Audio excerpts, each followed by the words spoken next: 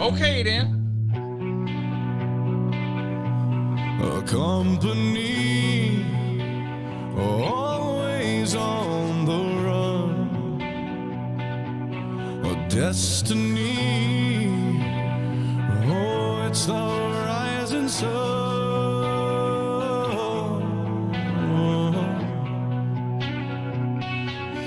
I was born a shotgun in my hands. Behind the gun, I'll make my final stand. Yeah, and that's why they call me Bad Company. I can't deny. Yep. Bad company. Till the day I die. Until the day I die. Until the day I die. No, no, no. Rebel souls, deserters we've been called. Whee! Chose a gun and threw away the sun.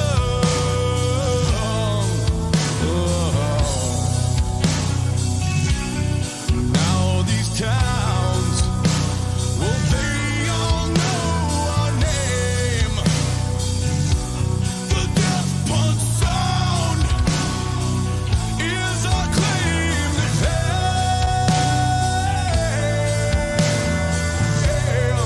And that's why they call me Bad Company. I can't deny. Bad company. Till the day I die. Until the day I die. Eye for an eye, tooth for a tooth, blood for blood. We've all gotta die.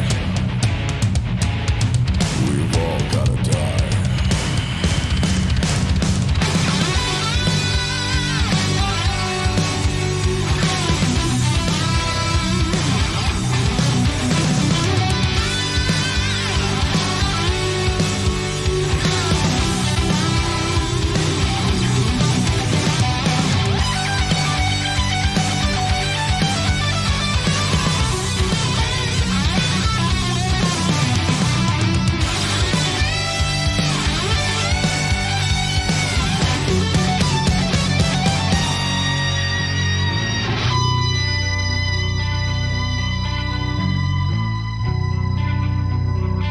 And that's why they call me Bad Company.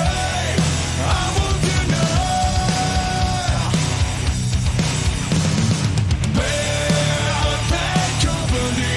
Till the day I die. Until the day I die. Until the day I die. Until the day I die. Until the day I die. Dedicated to you, Ben Stiller. You are my favorite motherfucker. I told you. Didn't I? Drama makes the world go around. Does anybody got a problem with that? Yeah. My business is my business. Who's guilty? Can I get a witness?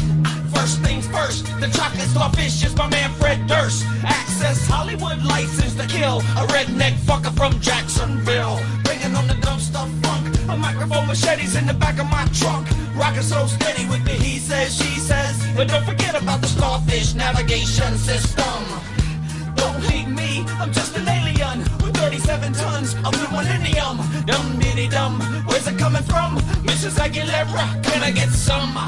Oh no, which way to go? To the dance floor, it's super stereo. Pay me no mind, I've seen the Fight Club about 28 times. And I'ma keep my pants sagging, keep a skateboard, a spray can for the tagging. And I'ma keep a lot of girls on my bandwagon, cause I don't give a fuck living life in the fast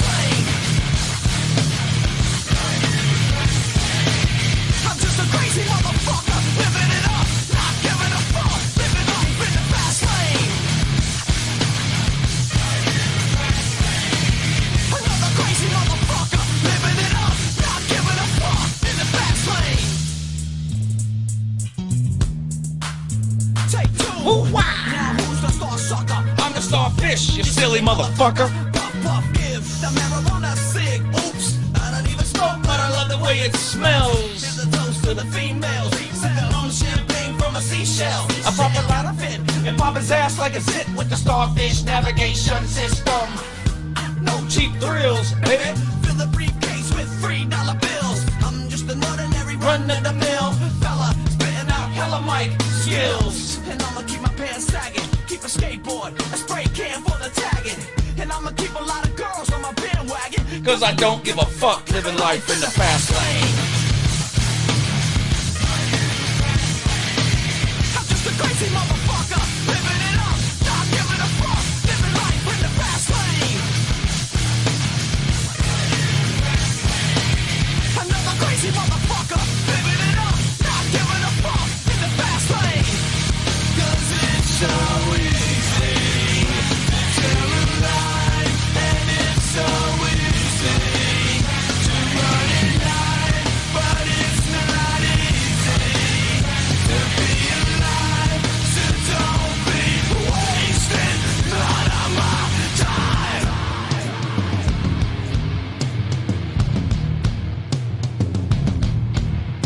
This world's like a cage, and I don't think it's fair, and I don't even think that anybody cares.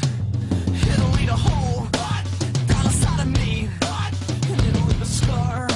Can anybody see that we gotta get it out? We gotta get it out. We gotta get it out. And I'ma get it out with the motherfucking microphone, rocking in my soul. I'm a renegade, right, getting out of control. I'ma keep it alive and continue to be. Ride with my nigga to my destiny. So can you feel me? Can you feel me? Can you feel me? If you feel me, motherfucker, then you say. Then you say. Hell yeah, I'm living life in the fast lane. Cause it's so easy to tell a lie, and it's so easy to run at night, but it's not easy to be alive, so don't be wasting none of my time. Yeah, bring it on. I'm just a crazy motherfucker, living it up, not giving a fuck, living life in the fast lane.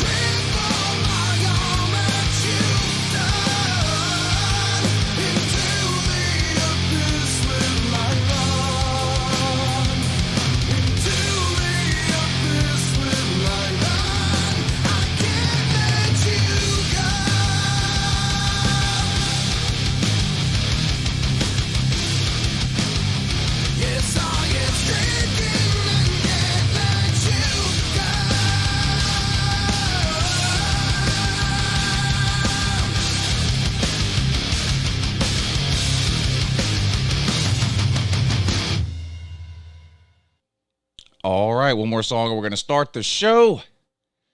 Click the link in the description of the video that says join the show. If you want to call in tonight, we're going to get straight to the phone calls as soon as the show starts. Again, one more song and then we will start the show. Appreciate everybody tuning in tonight. Make sure you hit the thumbs up button here at the start of the show. We're just about ready to go. Are you ready?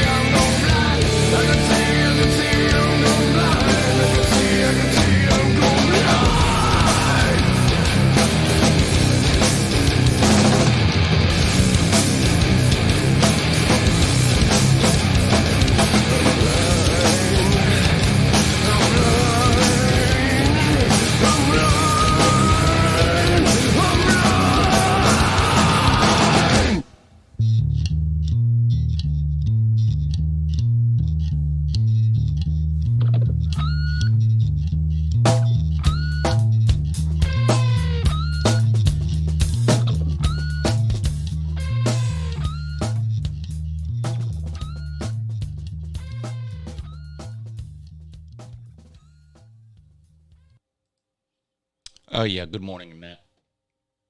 It's Uncle Lou here. Yes, that's right. It is me, Uncle Lou, live on BlueTube for you. Thanks for watching. This is Uncle Lou After Dark, the college football call-in show.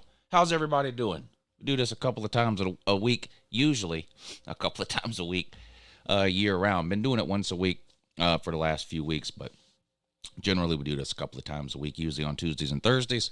So I do appreciate everybody tuning in tonight. If If you'd like to be a part of the show, the link is in the description of the video. It's a StreamYard link. Just click the link. Little box comes up. Put your name in the box. And when it's your turn up, we'll put you on the show. There's a camera option on StreamYard. You can turn it off or on. Doesn't matter. You're not going to be on video anyway. We just use StreamYard to get your audio onto the show. That's it. So don't worry about the camera function. Don't let that scare you off. Like I said, you can turn it off if you want to. I've got no interest in dating any of you. I don't really give a shit what any of you look like, to be honest. I already know the majority of you are slobs anyway, like me. So, yeah, that's that. I will post a link in the comment section from time to time, but like I said, it's in the description of the video. So if you decide you want to jump on the show, just click that link.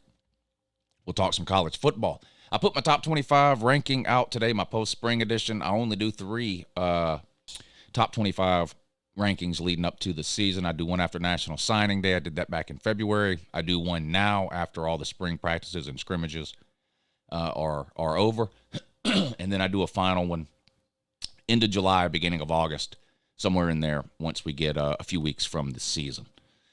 Here's my updated top 25 on the screen. I know it's a little bit small, but hopefully you can see it. I have Oklahoma at 25, Tulane 24, South Carolina, UCLA, and North Carolina round out the last 5 in.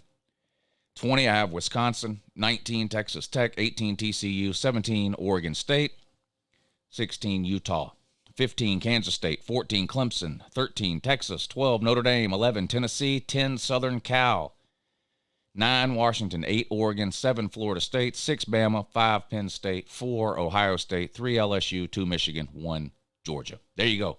Feel free to call me up during tonight's show. Tell me what I got wrong. You're not going to hurt my feelings. Call me up. Tell me what I got wrong. Where should these teams be? Don't just tell me I've got such and such team ranked too high. Tell me where they should be. Tell me where they should be. How y'all doing? Having a good week? Weather nice wherever you're at. Had nice weather here the last few days. 80, 85 degrees, sunny. Couple of more weeks of that, and then it's going to be basically 130 degrees with 100% humidity here for about 3.5 months straight. So I'm trying to enjoy these last couple of weeks of bearable weather as much as I can. I don't think we've done a live show since Tyler. Have we done a live show since Tyler Buckner committed to Alabama? I know we did a live show the day the rumor first came out, but I don't know if we've done a live show since he actually committed. I would love to hear from an Alabama fan or two that wants to call me up and convince me that they're comfortable with their quarterback situation. Are there any Alabama fans willing to do that? I would love to hear the Alabama man argument for why they would be comfortable with their quarterback situation. Bringing in Tyler Buckner seems like a desperation move. I'm going to be honest with you. As much as we have clowned Florida for bringing in Graham Mertz, this is on that level. Graham Mertz has a bigger body of work to point and laugh at, but Tyler Buckner has not been good when he's played. And he's played for Tommy Rees, the Alabama offensive coordinator. It's not a good situation, I don't think, at Alabama when it comes to the quarterbacks. I really don't. I think Alabama's best bet is, and I have heard some Alabama fans talk about this, but their best option at this point looks like reverting back to the, A.J. McCarron type days where they're just running the ball 75% of the time. Line of scrimmage, ground and pound, play good defense, win games, 30-13. I don't know where the wide receivers are. I don't know where the quarterback is. I do like Justice Haynes, but he's a true freshman. The guy's got 0 carries for 0 yards in his college career. I like Justice Haynes. I think he's going to be good. But when was the last time a true freshman running back was the best player on Alabama's team? That might be the case, at least offensively, for Alabama in 2023. And that's a damn shame. That's a damn shame. Anyway, I do appreciate everybody tuning in. Please hit the thumbs up. Over 100 of you in here, 120 and only 43 thumbs up. We ought to be able to get the thumbs up to about 75. 75 out of 120 of you ought to be willing, I would think, to hit the thumbs up. It's literally the easiest thing you can do. It takes no time, effort, or energy at all on your part. Just slap that thumbs up. It is a big help to the live show. So go ahead and hit that thumbs up. Let's take roll, and then we'll get to the phone calls and see what it is you all want to talk about today in the world of college football. Let's see who's here today. See Sam in here, Jazz Jackson, IDK, which means I don't know. I believe you. I believe that you don't know. I definitely do. Roger David. Wait a minute. Is that right? Roger David. God. Does anybody want to tell him? Or do I have to tell him? Roger David.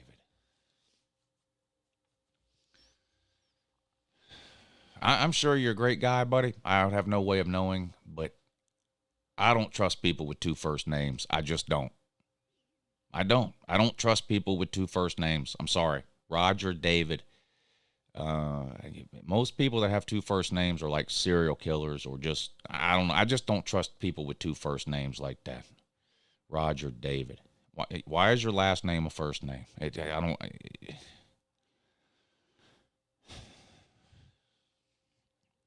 Anyway, I'm gonna try to not let that get me off track. I'm a professional and I'm trying to conduct a show here. Hoghead, what's up, buddy? Brian Gentry, Matt Dummett, Sam. It's not my name. That makes it even more strange that you thought it would be a good idea to create a YouTube account with two first names. I don't know if that's better or worse. I don't know if the fact that that's not your actual name is better or worse. My dude, I just don't know. Like I said, I'm sure you're a great guy, but the two first names thing, no. Sorry. College football guy is here. Tim Skelton, Meta Toy, Sterling Skins, Raylan White, Justin Kapic, Tennille, what's up, Tennille? Tiger Fanatic, Charlie Armistead, is that right? Let me guess, it's not your name either. Young Citrus, is that your name? Is that your real name? Young Citrus. Jazz Jackson, is that your name? Brad Pitt, is that your real name? Flaming Sports Media, I bet that looks real funny on a birth certificate. Yep. Yeah. So, yep. Ben Davis, what's up, buddy? Neo, what's up, Neo? See you in here. Dylan Mullins, hi. Hi. Darth something or another. May the 4th be with you, Darth. And also in you and two and also.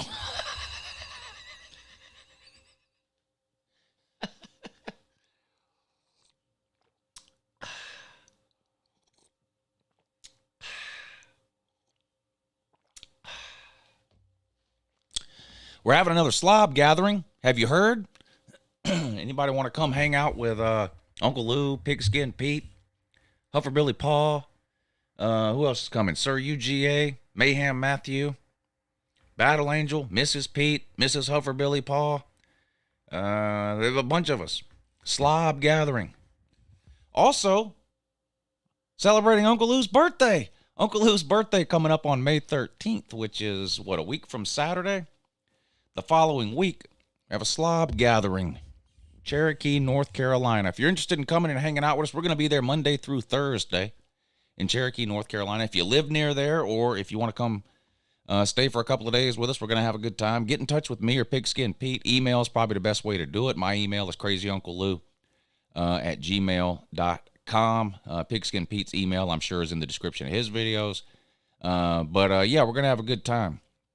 I don't know how many of us, I don't know how many people will be there. I know me and Battle Angel are going.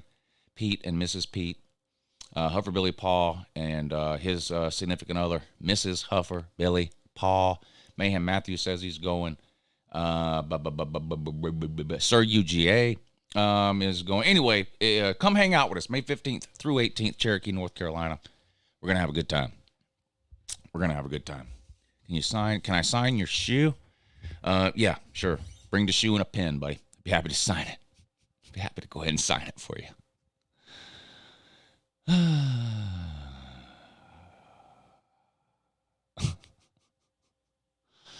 Man. Don't you just love the off season? It's so much less stressful than the season, isn't it? So much less stressful than the season. Somebody left a comment on my top 25 video I did today. For those of you that watched to the end, I got myself all worked up at the end, really for no particular reason. I watched it back later, and I was like, why did I let that get me so upset?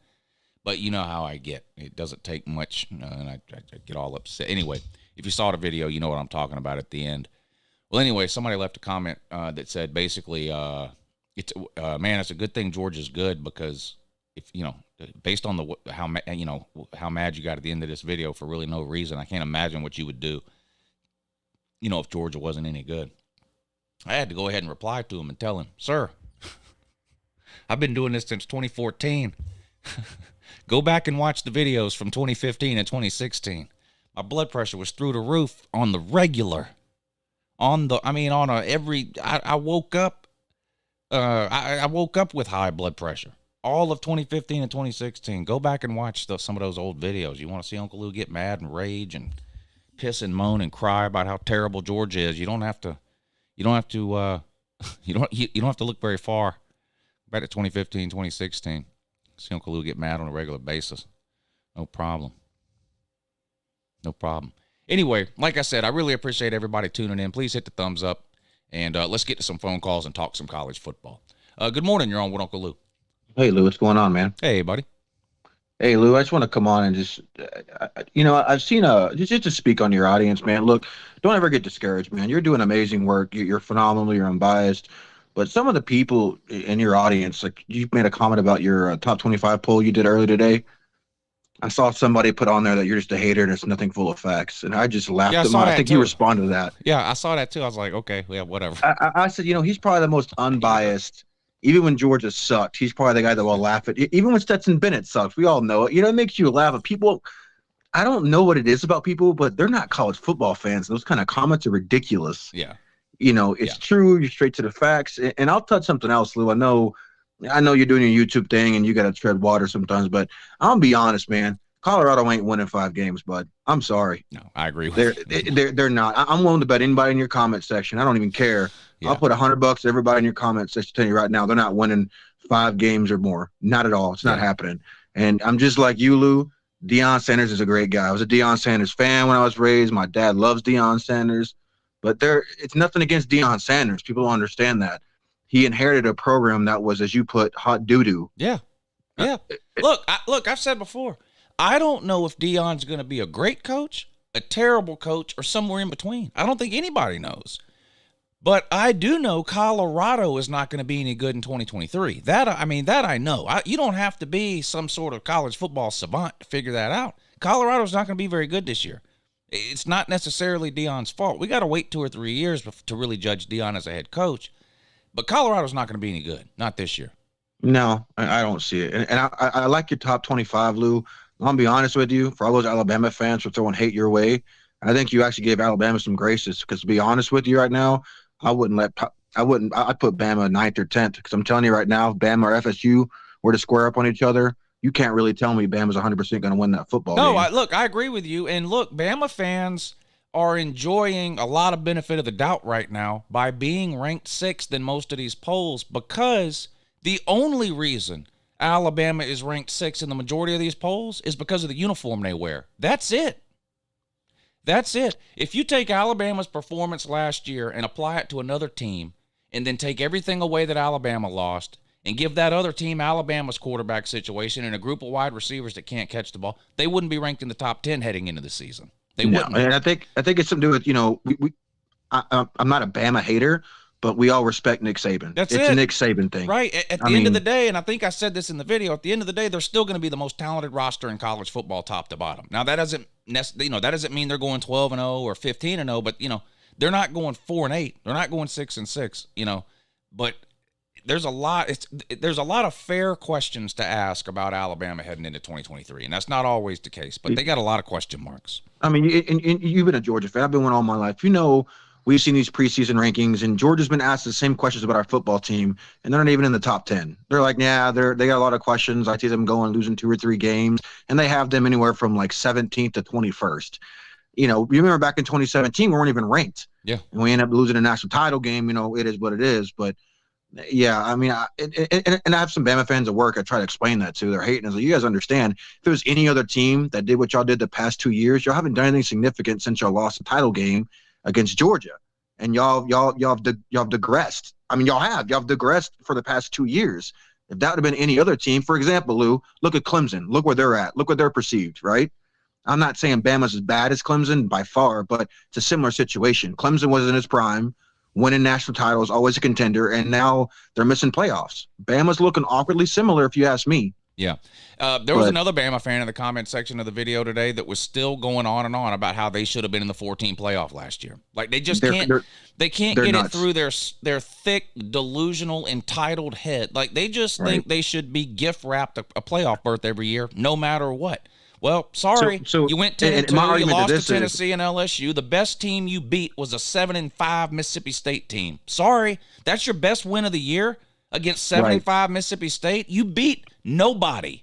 Bama beat nobody over the course of the entire year and lost to the only two somebodies they played. They had no business being anywhere near the play. I don't want to relitigate that. Anybody with any half a brain understands that Alabama had no business being anywhere near the playoff, but there's still an Alabama fans going on and on about it in the comment section of a video I uploaded in fucking May of 2023. Because honestly, he's dumb as fuck. There's no other reason for him to be arguing that. Sorry. No, there's no logic that. I mean, you're going to put Alabama let me in tell you over. Something, and people can click off the video if they want to. If it's May of 2023, and you're still running around crying about either Alabama should have been in the playoffs or Trump won the election, you're a fucking idiot. Let it go. Move on. Alabama, man, focus on 2023. Trump, man, focus on 2024. Nobody wants to keep hearing these crybaby, poor, pitiful me, I'm a perpetual victim routines that you dim-witted numbskulls won't shut the fuck up about. All right, now that I got that out of the way. I don't mean to get you worked up, Lou. I'm sorry, man, but I feel the same way you feel, though. But I got one last thing for you, Lou, and what you feel about our quarterback situation? I know you talked about that you felt like your boy Vandegrift would probably transfer out, but now that he didn't, are you feeling like you think Kirby's playing the game of keeping them all around? I don't think no. Like I think look, it's obvious to Brock Vandegrift he's not going to start this year. Whether Kirby has sat him down and told him that is irrelevant. Barring a Carson Beck injury, everybody who watched spring game knows Carson Beck is starting week 1. So if Brock Vandegrift was just waiting to see if he was going to be the starter or not, he has that answer. He could have transferred out. I don't think Kirby is playing games. But I am surprised that Georgia has managed to hang on to all three of those QBs. Pleasantly surprised, because those are the only 3 scholarship QBs on the roster. I don't want to head into a season with only 2 scholarship quarterbacks. So, I'm glad we kept all. I'm glad we were able to keep all. I'm glad we were able to keep all 3 of them. And look, it's possible it works out for all 3 of them, right? If Carson Beck has a good year, he's going to go pro, right? And then that would open the door for Brock Vandegrift next year. And I've heard some people come with the Dylan Raiola thing. If you think Kirby Smart's playing a true freshman quarterback, then you've been paying attention for a less amount of time than Colorado fans have. What do you say, a 5-star dummy? Dylan Raiola's not starting at Georgia next year. Period. That's just, there's nothing else to say. That's just that's just the truth of the matter. So Brock Vandegrift, if Carson Beck has a good year and goes pro, you got to assume Brock Vandegrift is in line, and then it'll be, well, what's Gunnar Stockton going to do, sandwiched between Brock Vandegrift and Dylan Raiola? So then it may be that Gunnar Stockton ends up being the one that transfers out. I don't know, but it looks to me like Brock Vandegrift's probably going to graduate from the University of Georgia. It doesn't look like he's going to go anywhere. Yeah. All right. Well, actually, I got one more thing. I'm sorry. One question for you, a big one. And you've talked about this a lot, and I've heard your videos. Jimbo Fisher, man. Yeah. If Texas A&M has another, because let me tell you, they've got to do something. They've got to improve in any kind of way. I don't care how you look at it. The money they're paying that man is ridiculous. And do you think if they have another subpar team, Texas A&M will buy him out? If they can afford to, if they don't win more than 8 games and they can afford to fire him, I think they will after this year. You think they will? Well, yeah. I'm not convinced they can afford it. That's a lot of money. I know Texas A&M has a lot of money. I don't know that there's any team willing to pay $70+ million to get rid of a coach. I'll have to see that to believe it. But if he wins 8 or less games this year, I definitely think they're going to want to fire him, and then it's going to be a matter of financing. Whether gonna remind you now of, are they going to the win last 8 season games? of, I don't know. I'll have to decide that soon because I got to start doing prediction videos here at some point in the next few weeks. But you got to start feeling like he's going to have an Ed Orgeron kind of feel to him this year on Ed Orgeron last year. You know, remember that one when they just finally said enough is enough? Yeah. You know, so, but anyway, that's how I'm looking at, you know, Texas A&M. It's kind of getting the Ed Orgeron kind of feel. You know, you expected a lot. At least Ed Orgeron won, right? But Right. he declined. I feel like Jimbo's going down that same road. But anyway, man, thanks for the time, bud. You're doing a great job. Love your show. Keep it up, Lou. Yeah, thanks, man. Appreciate you coming on. That was a great call. Great call. Good to hear from you. Good to hear from you. All right, moving right along. Good morning. You're on with Uncle Lou. Hey, Uncle Lou. Good morning. Yeah, good morning. Hey, are you gonna take it back from fifth to neutral? Okay. Let me reset here. Calm my ass down. Neutral. Get cruise control, brother. I just don't understand these people who just want to go on and on about it. I don't get it. I got stuck in traffic today going to pick my son up from school and I had to sit there for about 45 minutes. So like a dumbass, I started flipping through regular radio stations and somehow I came across the what's that Tennessee guy that used to be a sports guy, but now he's a political guy and he took over for Rush Limbaugh. What's his name? Oh, shit. Tuberville? No. He has a radio show. He used to do a sports thing, and now he's just mainly political. What's it? Anybody in the comments know who I'm talking about? He's from Tennessee. I know he's a Tennessee fan. He used to do sports all the time. Clay Travis, thank you. I came across the Clay Travis radio show today, and it wasn't a sports show. It's a political show. I guess he's taking over for Rush Limbaugh. Anyway. So I listened to him for an hour and 6 minutes today while I waited in line to pick my son up from school. And in an hour and 6 minutes, he talked about 2 things, Bud Light and Dr. Fauci. And I'm like, is this really what people are going on about? I just don't get it. And it's like an Alabama man that won't let it go. Alabama had no business being in the playoffs last year. None. It doesn't matter whether they think they could have beat TCU or not. That doesn't matter. Alabama fan, we would have beat TCU. Yeah, you told us you would have beat LSU and Tennessee too. But you didn't. Almost lost to A&M at home. How the hell? Yeah, I don't get it. Almost lost to Ole Miss. I mean, it's just their best win was against a 7-5 Mississippi State team. I mean, they had no business being in the playoffs. 0, none. No. Let it go. So it's on and on. You jumped Dr. LSU all the way up to 3. That's crazy. I jumped who? That's crazy. LSU. Yeah, well, you had them at, I think you had them at like 7, didn't you? No, I had LSU at 3 even back in February. Oh, did you? Yeah. I don't know. I had them at 3. Obviously, I think they're going to be really good. Brian Kelly, second year under Brian Kelly, right? You see big improvement in a coach's second year a lot of times. Not every time, but a lot of times.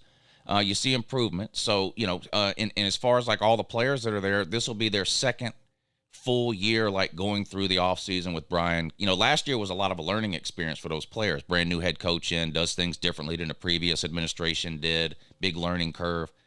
You don't have any of that this year. And they get a lot back. I mean, they get both those quarterbacks back. They've got NFL wide receivers, a good offensive line. That defensive lineman that tore his ACL early in the season last year, is any corn dogs in the chat? Mason Smith, I think is his name. I might be wrong about that. But anyway, he's back. He's an NFL. He's probably a first-round pick at some point. They got that linebacker that might have been the best linebacker in the country last year. He's back this year. I mean, they're going to be really, really good.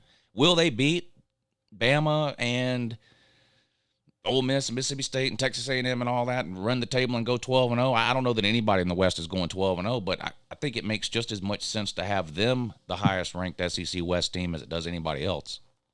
Yeah, I could see them over Bama, just continuity, players returning, production. I can see that. I've watched Daniel play. Last year was his 3rd year. I've watched that kid play.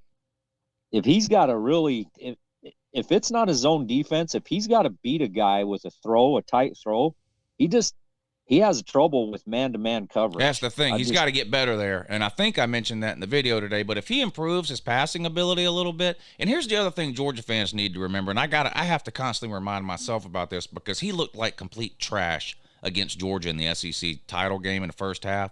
He was injured. He was on one fucking leg. Yeah. Now, I'm not making an excuse. A game is a game, and LSU got blown out. But if we as Georgia fans think that what we saw from Jaden Daniels in the first half of the SEC title game is all that Jaden Daniels is, we're wrong. There's more to Jaden Daniels than what we saw in the first half of the SEC title game. He was hobbled. He was limited in that game. His best attribute is his ability to run around, and he wasn't able to do that in that game. I'm not saying if he was healthy, they'd have won the game. Georgia was clearly a much better team than LSU. But if he gets better at throwing the ball, he's going to be one of the best quarterbacks in the country, never mind the SEC. And I think you're right on Notre Dame. I mean, they're a wild card. Yeah. Actually getting a quarterback. Who knows what the hell Notre Dame's going to be with a quarterback? It's going to be, they may give Ohio State a run for their money. They gave Ohio State a run for their money last year with garbage at quarterback. And Tommy Rees is offensive coordinator. I mean, that game was only 21-10 last year. It's a close game. I think Notre Dame's going to be good, and they get them at home this year. They had to play at Ohio State last year. It's a home game for Notre Dame this year. Now, they got to play Southern Cal, and they got to play Clemson and a couple other landmines. I don't think they're going 12-0, but I wouldn't be shocked to see Notre Dame finish in the top 10 in the New Year's Six Bowl. Yeah, I think they got a real good shot at beating USC at South Bend this year. Yeah, I really do. Yeah, it's going to be a good one. And so my Utes, I think Cam Rising is going to be there week 1. He's a tough dude. They'll wrap his knee up nice and tight. I hope so. He didn't have. It wasn't a major. I mean, an ACL tear is an ACL tear, but there's severities to them. Yeah. I mean, you got the RG3 noodle leg ACL tear, and you got the minors. I think he's going to be good to go. And the other thing, Utah, their defense are now juniors. The last 2 Pac championships, they were loaded with freshmen and sophomore. Those guys are now sophomore and juniors.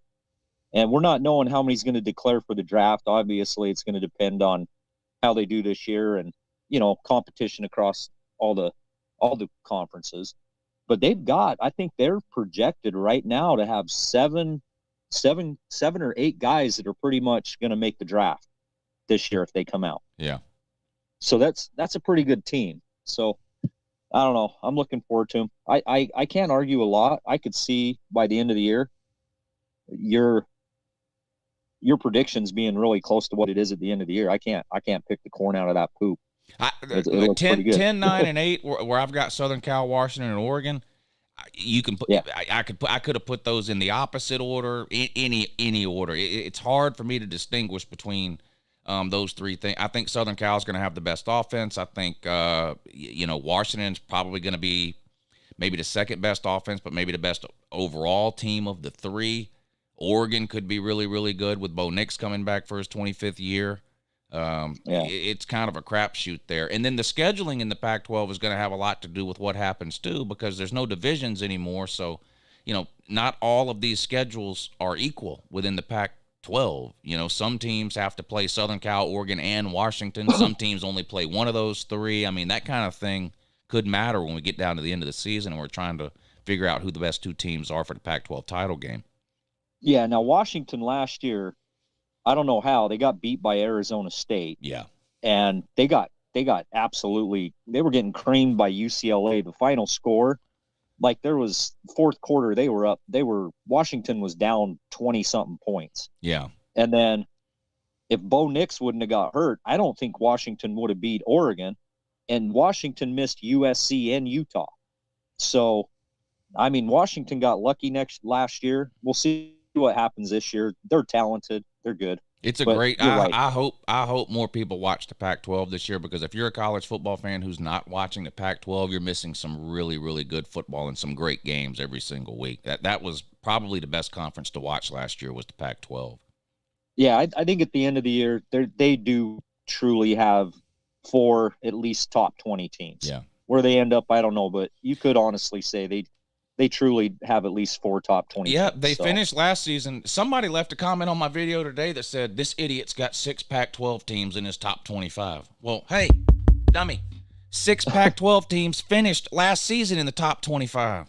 But this is the thing, people don't pay attention to the Pac-12, so this guy's just fucking ignorant. He doesn't know any better. Those are same people who watched Alabama just about lose to Texas down in Texas, needed a last comeback by Bryce Young, and Washington goes down there and whips the shit out of that same Texas team. Yeah. Yeah, but Alabama should be in the playoffs, not Washington. Washington, Oregon State. Well, I mean, we even talked about Oregon State. I've got them in here somewhere, 17, right by Utah. Yep. Oregon State won 10 games last year for the first time in like 16 years. Look at the quarterbacks in the Pac-12. There ain't a conference with better quarterbacks than the Pac-12. There ain't. Nope. There ain't. Nope, not this year. Not this year. Yeah, it's going to be a good conference. All right, man. Appreciate you coming on. Good to hear from you. Good luck to Utah and to Cam Rising. I think everybody wants to see Cam. If you've ever watched Utah play in the last couple of years, how are you not a Cam Rising fan? The guy's unbelievable. He reminds me a lot of Max Duggan. Cam Rising's talent is limited compared to the top quarterbacks in college football. He's nowhere near as talented as a Caleb Williams at Southern Cal. Or whoever you want to throw out from last year, Drake May, C.J. Stroud, Bryce Young. He's not them. But, man, he's fun to watch play. He reminds me of Max Duggan. You're going to get 110% from him on never mind every game, every single play. Every single play. He's a lot of fun to watch. Good morning. You're on with Uncle Lou. Yes, sir. Good morning, Lou. Yeah, good morning in that, though, and tuned also. Yeah, so I live in Mobile, Alabama. I'm like the only LSU fan around here. So yeah. I'm hated by my own family. Damn. So I got an Alabama fan sitting beside me. Is there any advice you'd like to say? Well, any advice for the Alabama man? Don't beat your sister wife this year every time you lose a game because it's going to happen. Leave her alone. Yeah, leave her alone. I like that. So yeah, I didn't. I'm not gonna lie. I didn't watch the LSU spring game. I'm guessing it's the Jaden Daniels show. I didn't watch the LSU spring game either. I read reports on it, but. Okay. That's not the same as watching. I can't, a lot of these spring games weren't on TV. You can go back and find most of them on YouTube, right. The majority of them on YouTube. But no, I did not watch all of the LSU spring game. No. Okay. Just saying it is the Jaden Daniels show. Would you, what do you think about that? I know you weren't a Jaden Daniels fan last year, and you said Garrett Nussmeier can throw better, obviously. Well, I think everybody. I don't think there's anybody that would argue that point. Garrett Nussmeier is clearly a better passer than Jaden Daniels. But in today's college football, if you've got an athletic, mobile quarterback that can run around and complete passes, that's ideal. So yeah. I do think Jaden Daniels needs to get better throwing the ball if LSU wants to go further this year than they went last year. Right. He's got to complete his passes at a higher percentage. He's going to have to work on his timing and look, I love to watch quarterbacks run around, but one of the things you have to sort of tamp down with some of these running quarterbacks, sometimes they run more than they should.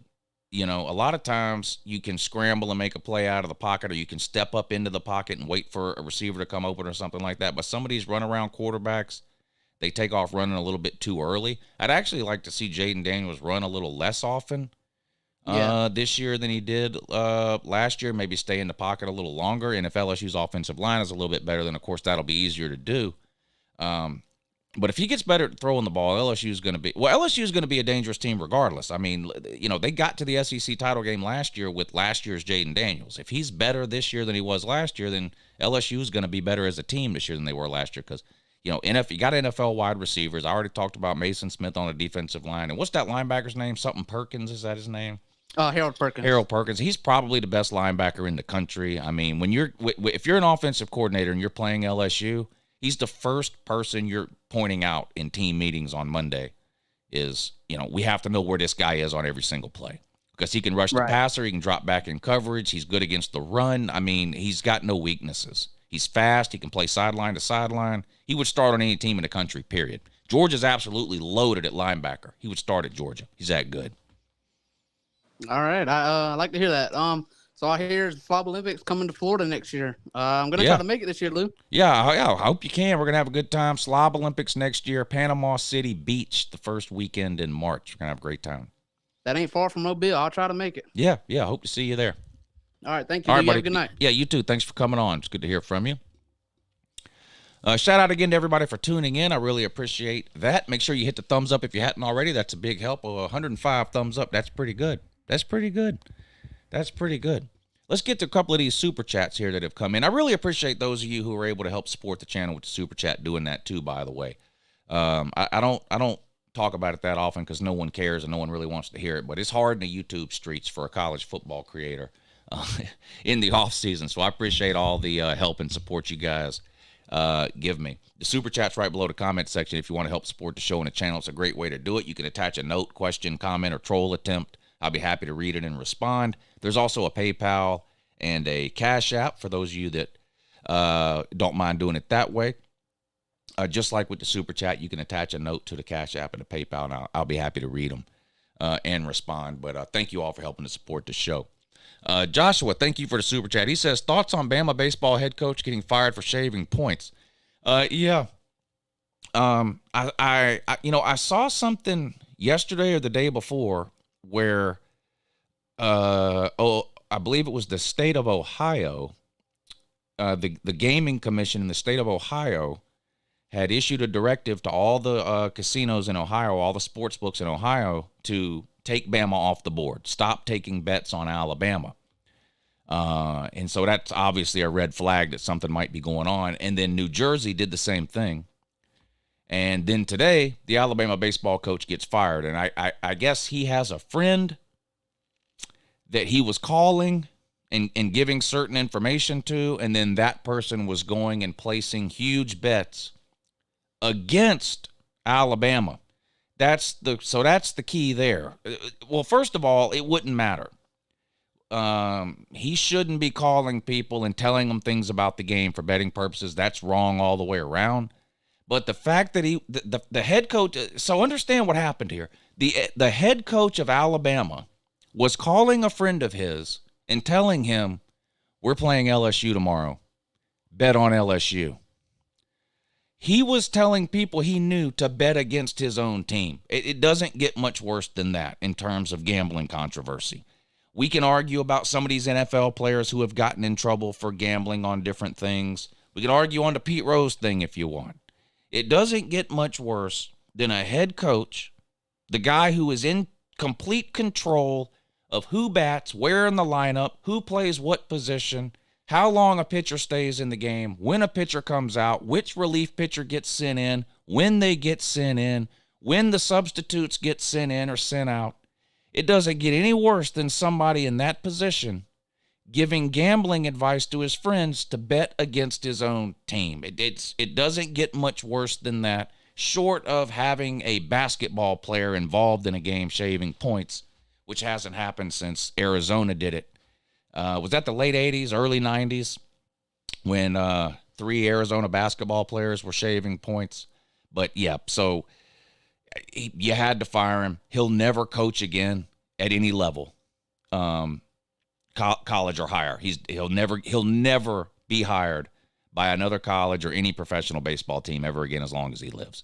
Maybe he can get a job back in whatever podunk hometown he lives in, coaching recreation ball or high school ball. He'll never work again in college or professional baseball, ever. Doesn't get much worse than that. Jazz Jackson, thank you for the super chat. He says, just buying you a candy bar, woo. I appreciate that, Jazz. I like a good candy bar from time to time. I'll pick me up a Snickers tomorrow. Thank you, Jazz. You know, Snickers, they really satisfy. I don't know if you know that, but they do. James Bush, thank you for hitting the super chat to help support the show today. I really appreciate that. He said, I forgot to ask you your thought about Stetson getting drafted. All the trolls said he wouldn't. I'm shocked he got drafted. I'm even more shocked he got drafted in, the 4th or 5th round or whatever it was.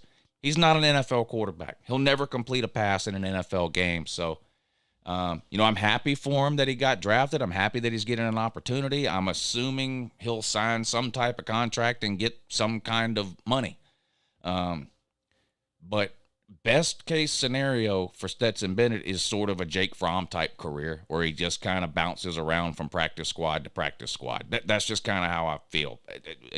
I appreciate what Stetson Bennett did at the University of Georgia, but not every player that is successful in college football has the skills necessary to translate to the NFL, and I don't think Stetson Bennett will ever complete a pass in the NFL.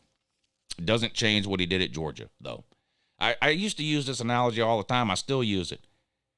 Florida fans don't give a shit that Tim Tebow washed out of the NFL. It doesn't take away from what Tim Tebow did at the University of Florida.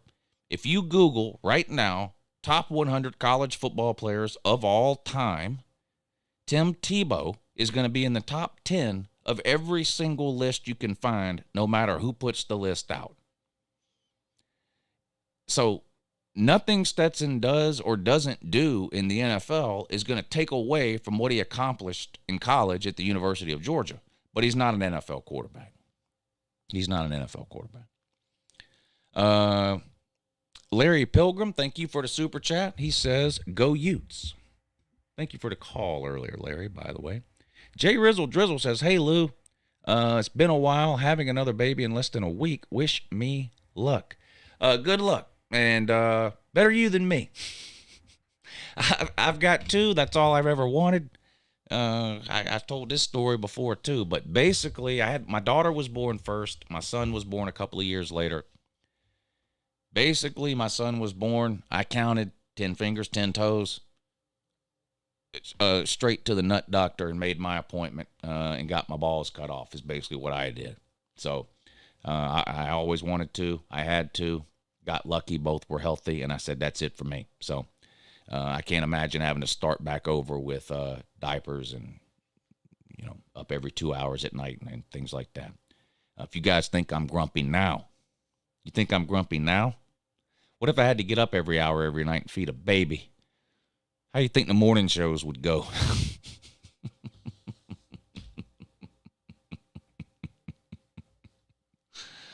Good to see you in here, Jay Rizzle. I hope you're doing well. Congratulations on becoming a parent yet again. It is an exciting time. It is an exciting time. I'm happy for you. And I hope mom and baby, of course, are all 100% healthy. And I'm sure they are. And I'm sure they will be. Good to see you again. Good to see you again. Thank you all for hitting those super chats. I really appreciate it. And we do have a PayPal. It is from Hunter. He says, and thank you, Hunter, for hitting the PayPal link to help support the show tonight. He says, does Bear put Southern Cal higher in your poll? Personally, I think they're top 5-ish. Well, I've got them at 10. Now, I do think Bear Alexander is probably going to show up there and be the best player on that defense. I do think that. Don't listen to what the majority of Georgia fans are telling you. Bear Alexander played significantly, started a lot of games, and played meaningful snaps in the first half of almost every single game last year as a true freshman. Now, even the most blind, idiotic Georgia haters on the internet are forced to admit that Georgia's defense is at the top of the college football world. I don't think anybody questions Georgia's defense. If you are good enough to play that much at Georgia as a true freshman, you are really, really good. And Bear Alexander is really, really good. I hate to lose him. I think he's the best interior defensive lineman Georgia had on the team in 2023. And I think he's probably the best defensive player on the field at Southern Cal immediately. As far as how much that increases Southern Cal's ranking, it's not going to hurt them to get him. It does take more than one elite defensive player to make a defense, and I'm still in a I have to see it to believe it sort of mode when it comes to a Lincoln Riley defense. I think Southern Cal is the most talented offense in the Pac-12. I think they'll probably have the best offense in the Pac-12. I just question the defense. Alex Grinch and Lincoln Riley together has not worked out at 2 different blue blood prominent programs. I mean, we're not talking about Lincoln Riley and Alex Grinch at some junior college. We're not talking about Lincoln Riley and Alex Grinch at South Carolina, or Lincoln Riley and Alex Grinch at, name whatever, Kansas. Lincoln Riley and Alex Grinch have been together as a pair at Oklahoma and Southern Cal. 2 of the biggest names throughout the history of college football. And at neither one of those places have they put anything on the field even close to resembling a legitimate defense. It's not that the defense has just been a little bit lacking in certain areas. No, they can't tackle. They're out of position. They're undersized. The scheme is poor. I mean, there's just a lot of red flags. And it doesn't mean that it can never be fixed or it can never happen that they put a legitimate defense on the field. Do they need a top 5 defense? No. But they need top 30, top 40-ish type defense, not 100, 120. That's not going to work. That's not going to work. And could it happen? Yes, it could. But I've seen 5-6 years of evidence that says it hasn't. So I've got to see it before I can fully buy in. But I do think Bear Alexander will have an immediate impact on that defense. He's a disruptive player in the middle, and I think it's a huge pickup for Southern Cal. Huge pickup for Southern Cal. Thank you for hitting the PayPal link to help support the show. I really appreciate that. All right, should we get back to the phone calls? Is that what y'all want to do? Sir UGA says, type. Thank you, Sir UGA, for the Cash App. Do I have that on here? Yes, I do. Type. I have a live. Y'all know Tennessee Man from the comments section? Here's a live look at Tennessee Man from the comments section. Type.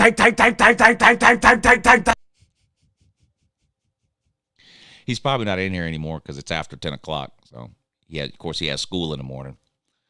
It's just, the bell rings at 8 a.m. So, he was in here at the beginning of the show. He's probably not in here now. 10 o'clock, he's got to get tucked in. Mom comes in and tucks him in, But, shout out to Tennessee Man in the comment section, though. Type.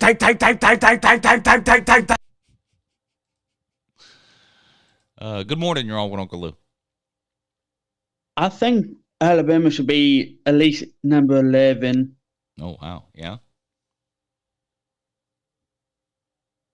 Yeah. I hear because I was the spring game. It was horrendous. It was horrendous. It almost looked like they didn't know what the hell they were doing, didn't it? Yeah. Yeah. I did watch the Georgia spring game too, and it was good. Georgia and Michigan, if you wanted to make a top 25 ranking based off just what you saw in spring games, which I think would be ridiculous, but if you wanted to do that, Georgia and Michigan would be 1 and 2 in every single ranking you looked at. But Georgia and Michigan, if the college football season was played right now, Georgia and Michigan would run the table and play in the national title game. Now, it's not played right now, and a lot of these teams are going to get better over the course of the offseason heading into the season. Some of these teams are going to get injuries in key places and whatever. But if the college football season was being played right now, Georgia and Michigan would each run the table and meet in the national championship game. They look like clearly the 2 best teams in the country if you're basing it just off of spring practice, which, again, I think would be ridiculous to do. You got transfer portal stuff that's still going to happen. A lot of these teams have freshmen that haven't even showed up on campus yet. They'll show up starting next month. So it doesn't mean Georgia and Michigan will be the 2 best teams at the end of the regular season in 8 months from now. But if you were going to play college football now, Georgia and Michigan are clearly the 2 best teams in the country. Yeah. Where do you have Kentucky? I don't even have them ranked, Kentucky. I think they're going to take a step back. I don't think Devin Leary or whatever his name is that they got from NC State, I don't even think he's as good as Will Levis. I think Kentucky peaked a couple of years ago. Beating Florida when they're down and winning 8-9 games is, I think, about the best Kentucky can do. Yeah.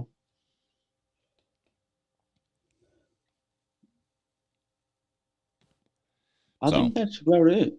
All right, buddy. Well, I appreciate you coming on, man. It was good to hear from you. I hope you will call back in next time. Good morning. You're on with Uncle Lou. Good morning, Uncle Lou. How good morning. Doing? Doing good. How are you? I'm pretty good. I just wanted to call my shot pretty early on here. You look back at UGA's past 2 drafts have been pretty eventful and broken some records, like the 5 guys in the first round, and then you got 15 total in that 2021 draft or 2022, I guess.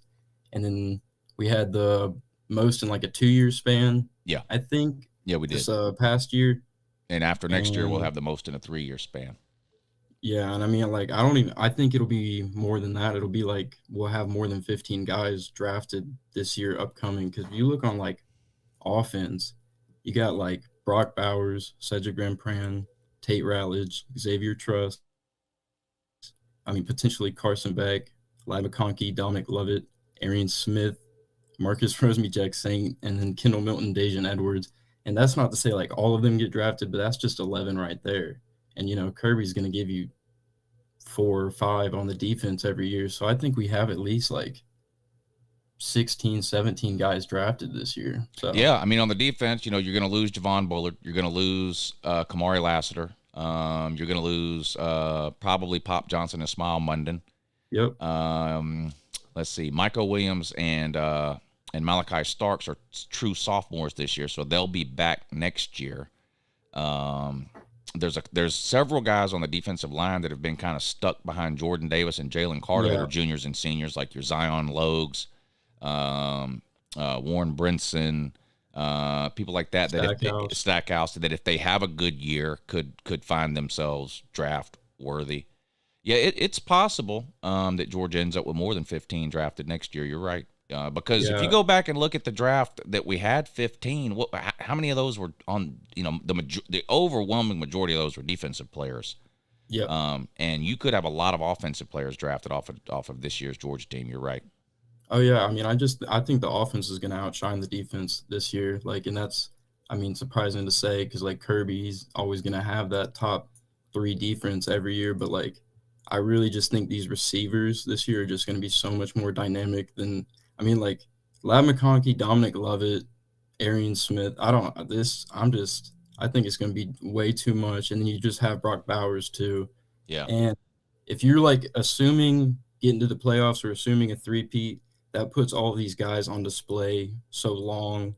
And just like, I don't know. Chaz Chambliss, he's a guy. I mean, I don't know, Tyke Smith, if like people liked his stuff from West Virginia and he plays a little bit this year. Tyke Smith's another one. Yeah. The guy was an All-American 3 years ago.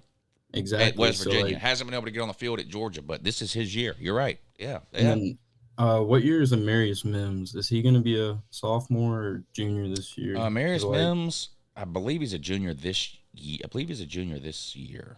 Yeah, so I mean, he could have like that one year type deal. I don't know. It's just like, it's like 20 guys we just named. So like, if even, you know, some of them don't declare, some of them don't get drafted, but I still think it's going to be like this year and the next year. It's just so deep. It's it'll break another record is all I'm saying. So yeah. All right. Well, you're right. All right, buddy. Yeah, appreciate you coming on. Yeah, makes a good point. Like, you want to talk about teams that are sort of like building towards certain years or whatever. If you try to flash forward to a year from now, I think Georgia will have a lot more question marks entering next season, the 24 season, than they do entering the 23 season. It seems like Georgia is better positioned to make a run at a national title in 23 than they will be a year down the road in 24 because of the players that could potentially leave after this season. Now, you never know which freshmen and sophomores are going to have breakout seasons this year that maybe we haven't seen play yet, and so then you go, oh, well, it doesn't matter that we're losing this player or that player because did you see what such and such did last year? We don't know that yet, but you know, the majority of Georgia's offense returns this year. The majority of Georgia's offense will leave after this year. So, yeah, kind of agree with him there. Good morning. You're on with Uncle Lou. Oh, sorry. It's me. No, yeah. All right. Have a great day. Good morning. You're on with Uncle Lou. Hey, Uncle Lou. How you doing? Doing good. What's up, buddy? So, hey, Uncle Lou, I just got a question. I'll try to answer. I know recruiting is very important. It's the most important thing. Absolutely, but so is developing the players that you recruit. Well, two things can't be the most important thing, but yes, development is very important. Right, that's what I'm saying. I mean, Georgia can take 3 stars and less, a walk-on, and put them in the NFL. So is it like Kirby's genius or? Well, Georgia can take two. Georgia's done that 2 or 3 times. It's not normal for that to happen, but there's been 2 or 3 examples of that. Yeah. Right, but you got to be able to coach players up, though, right? Yes. Right. And so is Georgia better than that at this point of any other college team? At developing players? Yes. Well, I mean, it's hard to argue. I mean, look at the draft numbers. They've got the most players drafted over the last 2 years. So, absolutely, and I think the trend continues, Uncle Lou. Yeah.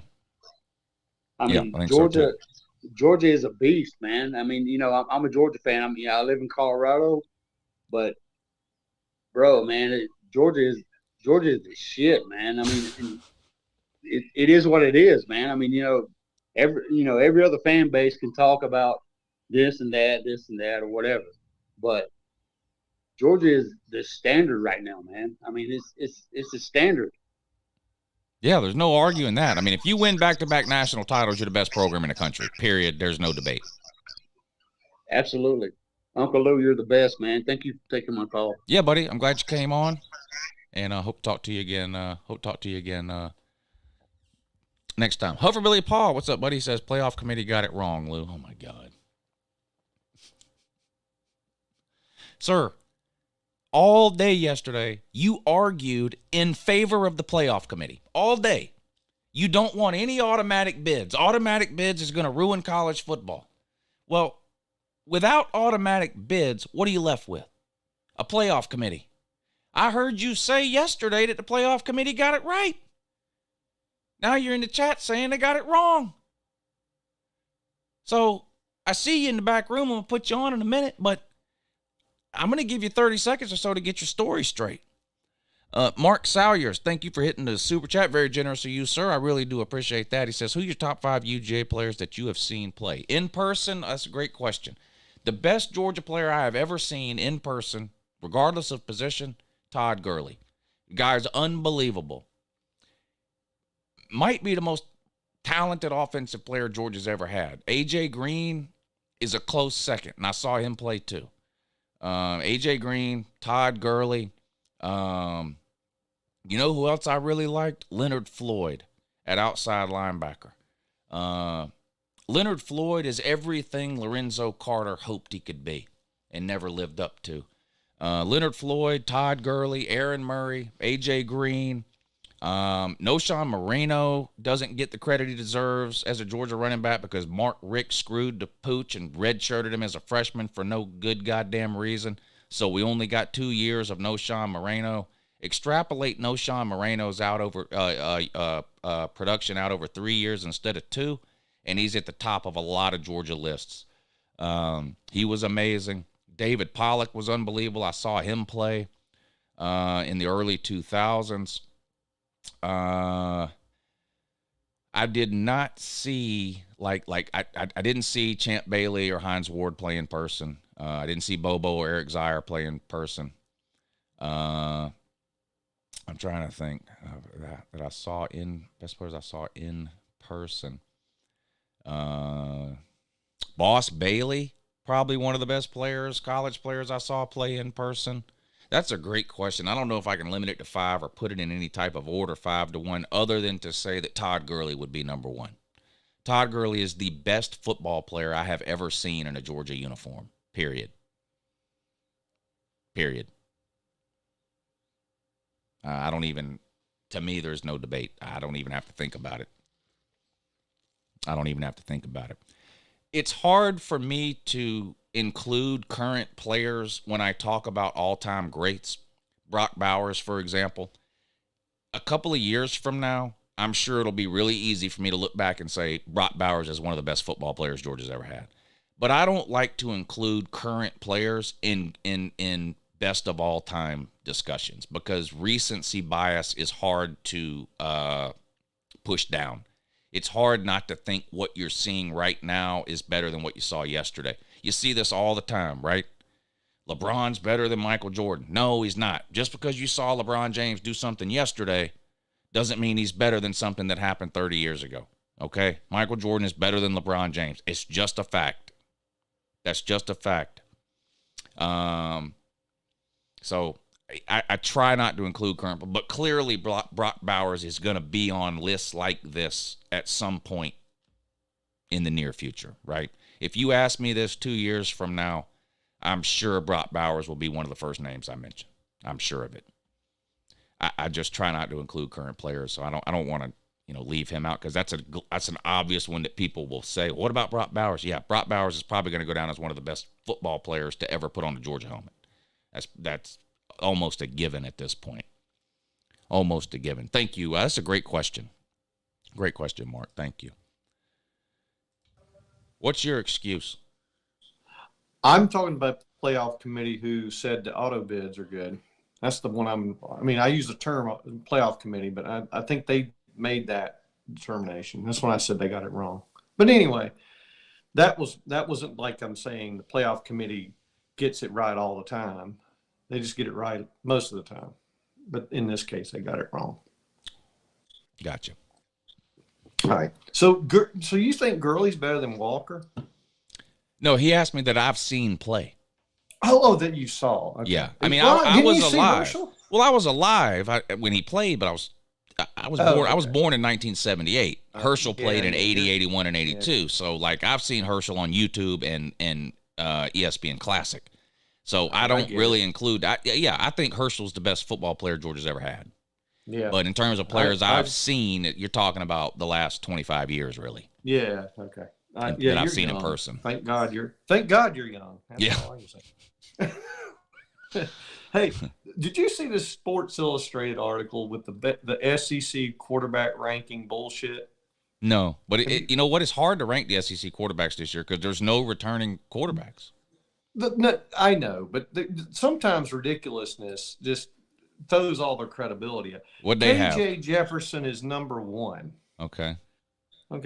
Will Rogers is number 2. You're going down the list. Jaden Daniels, now this one I agree with, is number 3. They should probably be number 1. Spencer Rattler, 4. Yeah. We haven't even gotten down to Georgia's quarterback. Well, it's Carson hard Beck. to rank quarterbacks who have never played. So I'm not saying that list is right, and I definitely don't think that list will be right in December. But it is hard to rank a quarterback who's never played against quarterbacks who you've seen play for a couple of years. That is hard to do. Like, where do you rank Carson Beck going into this year as an SEC quarterback compared to a Jaden Daniels, a Spencer Rattler, or a KJ Jefferson? Like, I think Carson Beck is going to be better than a couple of those, but I mean, we don't really know. Yeah, but I was looking at Rooster had a show and we were talking about it, and I couldn't. My jaw dropped on some of these. Yeah, not all of them. I mean, some of them are good, but anyway, Joe Milton, right? Look at Joe Milton at Tennessee. Do you think Joe Milton is going to put up better numbers than Spencer Rattler? I do. I think so because the offense is set that way. Yeah. But it's hard to slot him in anywhere because, he didn't play last year. So, but he has tried to play. He has tried. Starting job. Well, he's been trying to play for 6 years. Yeah, exactly. Yeah, he was a freshman in 2018. So people, all these people, Stetson Bennett only did this and this because he was old. Well, Joe Milton has been in college. This is Joe Milton's 6th year. Last year was Stetson Bennett's 6th year. The difference is Stetson Bennett's got 2 national titles and an invitation to the Heisman ceremony in New York, and Joe Milton's got splinters in his rear end. That's the difference between the two. So, but as far as the jokes about Stetson Bennett's age that the Tennessee fans did last year, well, you got to do them about your own quarterback this year. Stetson was a freshman in 2017. Joe Milton was a freshman in 2018.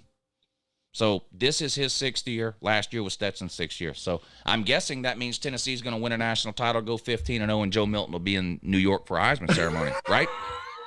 Yep. I guess that's it. I don't know. Hey, the other one that they talked about real quick was Alabama is back. They'll be back because they got a new offensive coordinator. But, the quarterback doesn't matter, just like Stetson didn't matter. I'm like, did you have an offensive line?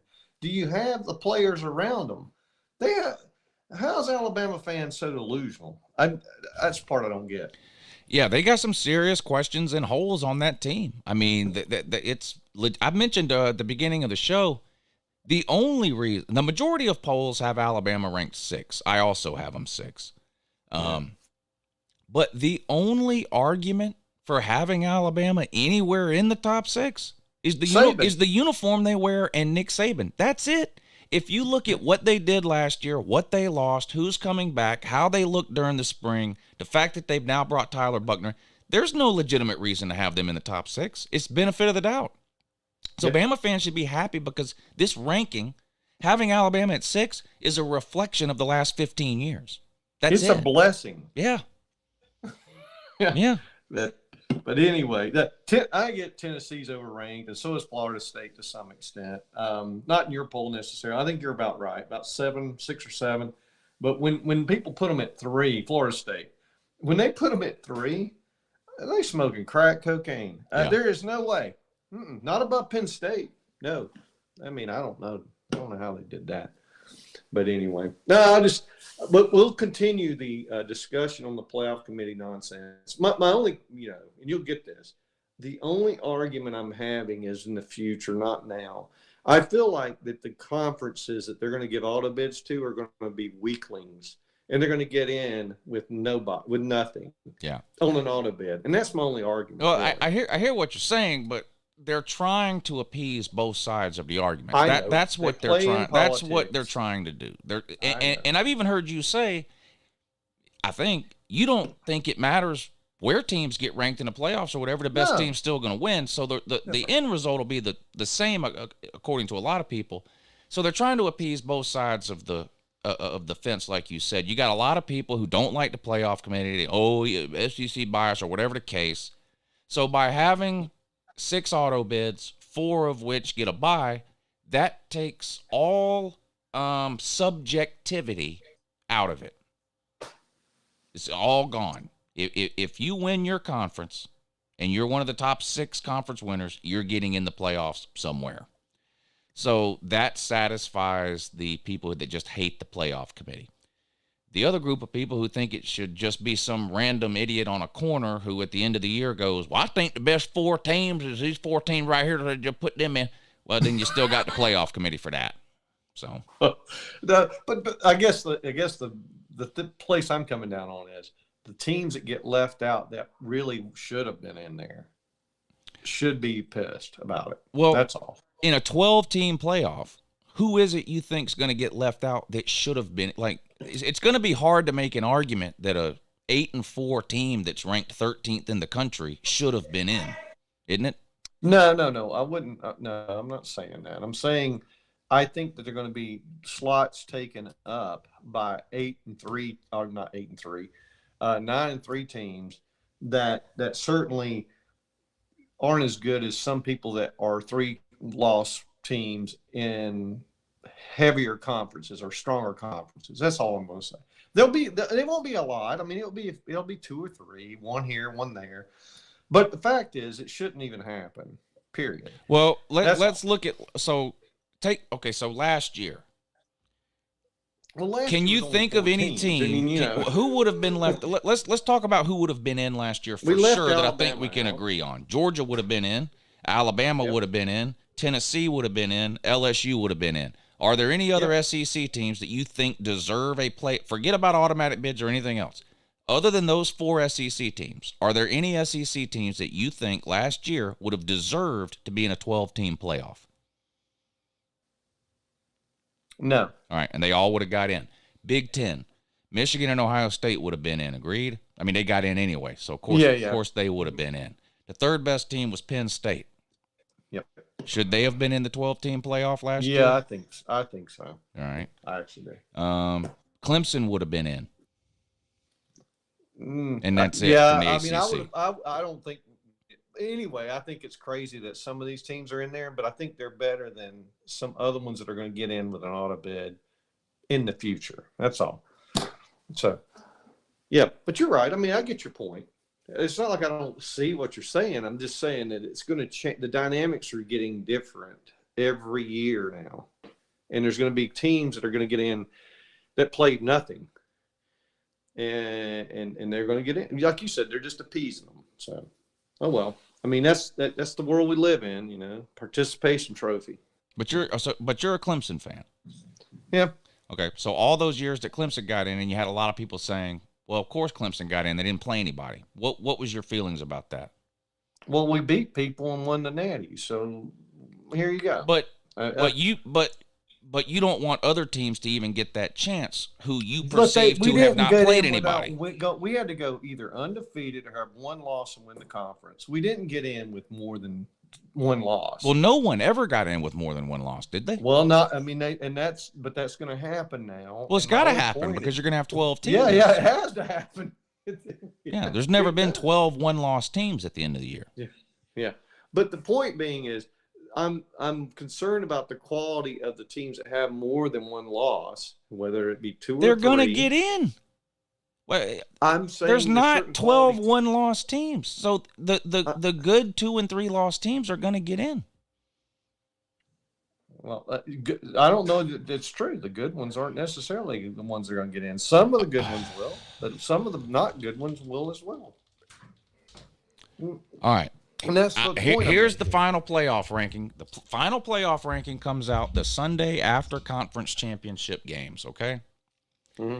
The highest ranked 3-loss team was Utah.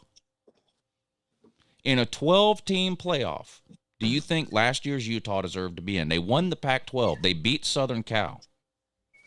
Of course they deserve to be in a 12-team playoff. They're 10-3. Well, but that was when Southern Cal was in there. Let's say it was San Diego. No, State. I'm not playing the what if this and what if that. We only can go on what we've seen. The next highest ranked 3-loss team was Kansas State. They were ranked 9th. They beat the number 2 team in the country the day before, TCU. Of course, Kansas State would have deserved to be in a 12-team playoff as Big 12 champion that just knocked off TCU. The next highest ranked 3-loss team was Florida State at 13. Do you think they deserved to be in the playoffs last year? No, and they wouldn't have been. No. No, and they wouldn't have been. So, there's not a single one of these teams here, and I'll put it up on the screen so the people watching can see, but this is the final playoff ranking. In a 12-team scenario, I don't know who on this list wouldn't have deserved to be in.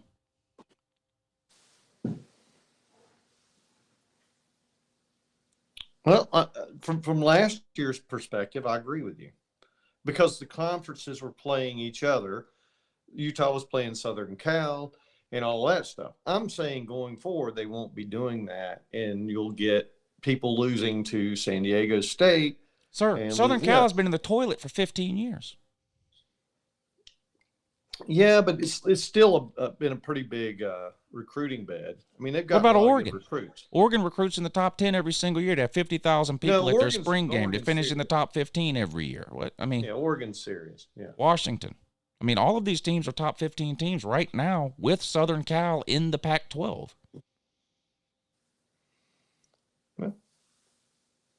But the Pac-12 is better than the ACC. I mean, I don't know why you focus on the Pac-12. The Pac-12 is miles better than the ACC. It's not even close. Well, I'm not. There's not even there's no comparison. I'm using them as a litmus. The Pac-12 is so far ahead of the ACC. It's not even funny. Well, I mean, I would be ashamed if I was an ACC man. This is embarrassing. You want to make fun of the West Coast? They don't care about football. They do this. They do that. The Pac-12 would bend the ACC over their knee and spank their little bottom blue. That's what they would do. The Pac-12 would own the ACC in a team-by-team tournament. You match the ACC up against the Pac-12, the Pac-12 is winning 75% of those games. No, we'd beat them. The hell you would. Outside of Clemson and Florida State, who's Clemson and Florida State? Wake Forest could beat them. Hell, even Pitt could beat them. Shit, you're out of your goddamn mind. Okay, let's match Southern Cal up against Clemson. Who wins? Clemson. You're out of your goddamn mind, son. You are out of your mind. You got blown out by Tennessee.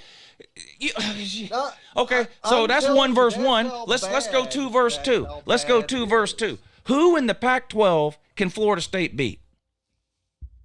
Of the top teams in the Pac-12, is Florida State beating Oregon, Washington, Utah? They probably, if they don't beat Oregon, they'd give them a scare. No, it ain't. And then once you get to number 3, that's when it really becomes funny.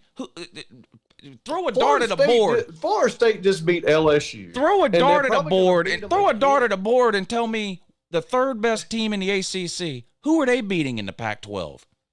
Who's the third best team? Wake Forest would have beat Southern Cal. You are, sir. I'll see you in Cherokee. I will see you in Cherokee, sir. Holy shit. Holy shit. Wake Forest would have beat Southern Cal? Sir. Holy shit. Bro, you're one of my favorite people. I hate to do this to you.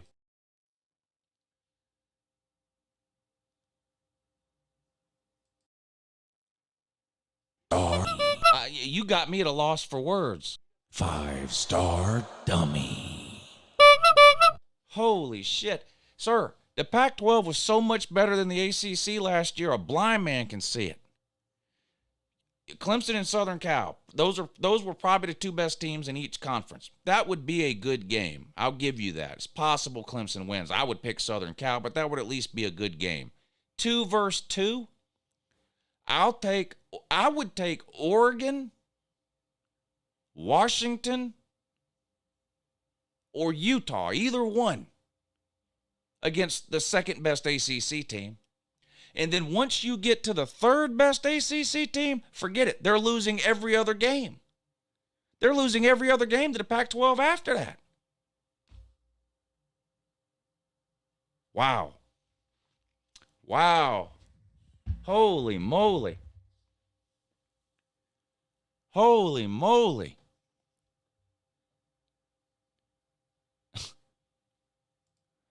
I'm besides myself. Wow. The ACC was better than the Pac-12 last year. Wow. Sir, the ACC was hot fucking garbage. The ACC was the worst conference in the country. Okay? You want to know a cold hard truth? The ACC last year was probably the 6th best conference. 6. 1, 2, 3, 4, 5, 6. The ACC was a steaming pile last year, buddy. A steaming pile. Jesus Christ. The ACC.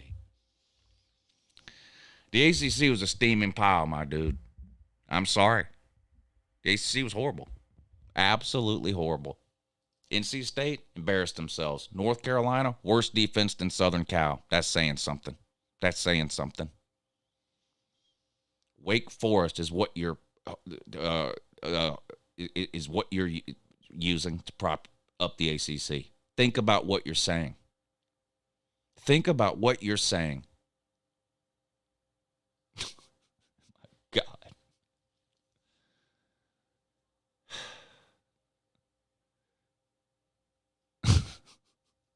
The Arizona schools would go 600 in the ACC. Think about it. The ACC schools in Stanford would have gone 600 against the ACC, or would have gone 500 against the ACC. That's bad.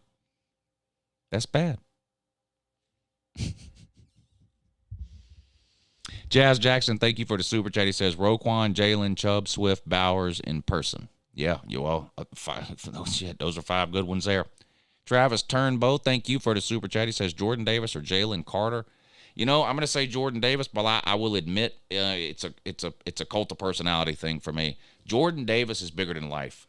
Jalen Carter may or may not, I don't know, end up being a better football player than Jordan Davis, or may have a better NFL. I really don't know.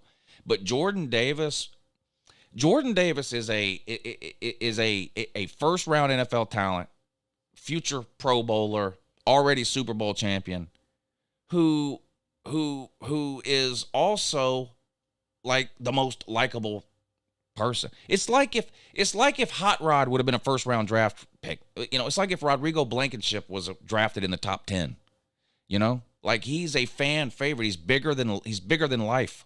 He's a bigger than life personality. So I would go Jordan Davis there, but I am biased towards Jordan Davis for those reasons. Justin Anderson, thank you for the super chat. He says, if the SEC starts taking away a home game for storming the field, Clemson better hope they never get in the SEC. They would never have a home game ever again. They storm the field every game. Yes, they do. Yes, they do. And I do not think that's going to happen, by the way. I do not think that's going to happen. That as far as that being a penalty, I do not think that's going to happen. that's going to happen. But I've been wrong before. You remember back in 2019, I picked Georgia to beat South Carolina. Boy, that didn't work out for me. Thanks a lot, Jack Frome. Appreciate you, buddy. Good morning. You're on with Uncle Lou. Morning, Uncle Lou. It's Noel Squad here, and I wanted to call in and talk about the top 25. Yeah, good morning, Nat. Go right ahead. Thank you so much, sir. So my top 25 was number 1, Georgia, number 2, Michigan, number 3, LSU, number 4, USC, number 5, Ohio State, number 6, Washington, number 7, Notre Dame, number 8, Florida State, number 9, Penn State, number 10, Tennessee, number 11, Clemson, number 12, Alabama, number 13, Texas, number 14, Oregon. That's good. That's good. So let me ask you this about Southern Cal. Do you think their defense is going to be a whole lot better, and that's why you have them that high, or do you think their offense is so good that it's not going to matter? I think a little bit of both, honestly. The truth, as you probably know, oftentimes lies somewhere in the middle. Mm-hmm. So I think that the USC offense is going to be really unreal, especially if you saw the USC spring game. Did you see it first and foremost? So I saw highlights of it. I did not watch the actual game itself, but Southern Cal's offense is like Georgia's defense. I don't really need to study it. I just know it's going to be really good every year. I know, right? But I think this one's going to be generational. I mean, Caleb Williams looked unreal in that spring game. Yeah. From what I've heard from him. I listened to a podcast today that had someone breaking down the spring game. So I trust this guy. I mean, he's a former coach, so I'll take his word for it, but that's besides the point. So I'm thinking, USC is going to be really good, and I think they can make the playoffs. I mean, last year I predicted them to make the playoffs as a dark horse when everyone had them going 9-3, and I was not right, but I almost was. I was almost right about USC last year. Yeah. Yeah, I think they're going to be really good. I mean, the Pac-12 is going to be tough. I don't know if they're good enough to run the table. And I don't know that they have to, by the way. They didn't run the table last year, and had they beat Utah, they still would have got in. They had a loss. Absolutely. They lost to Utah in a regular season, right? Yeah.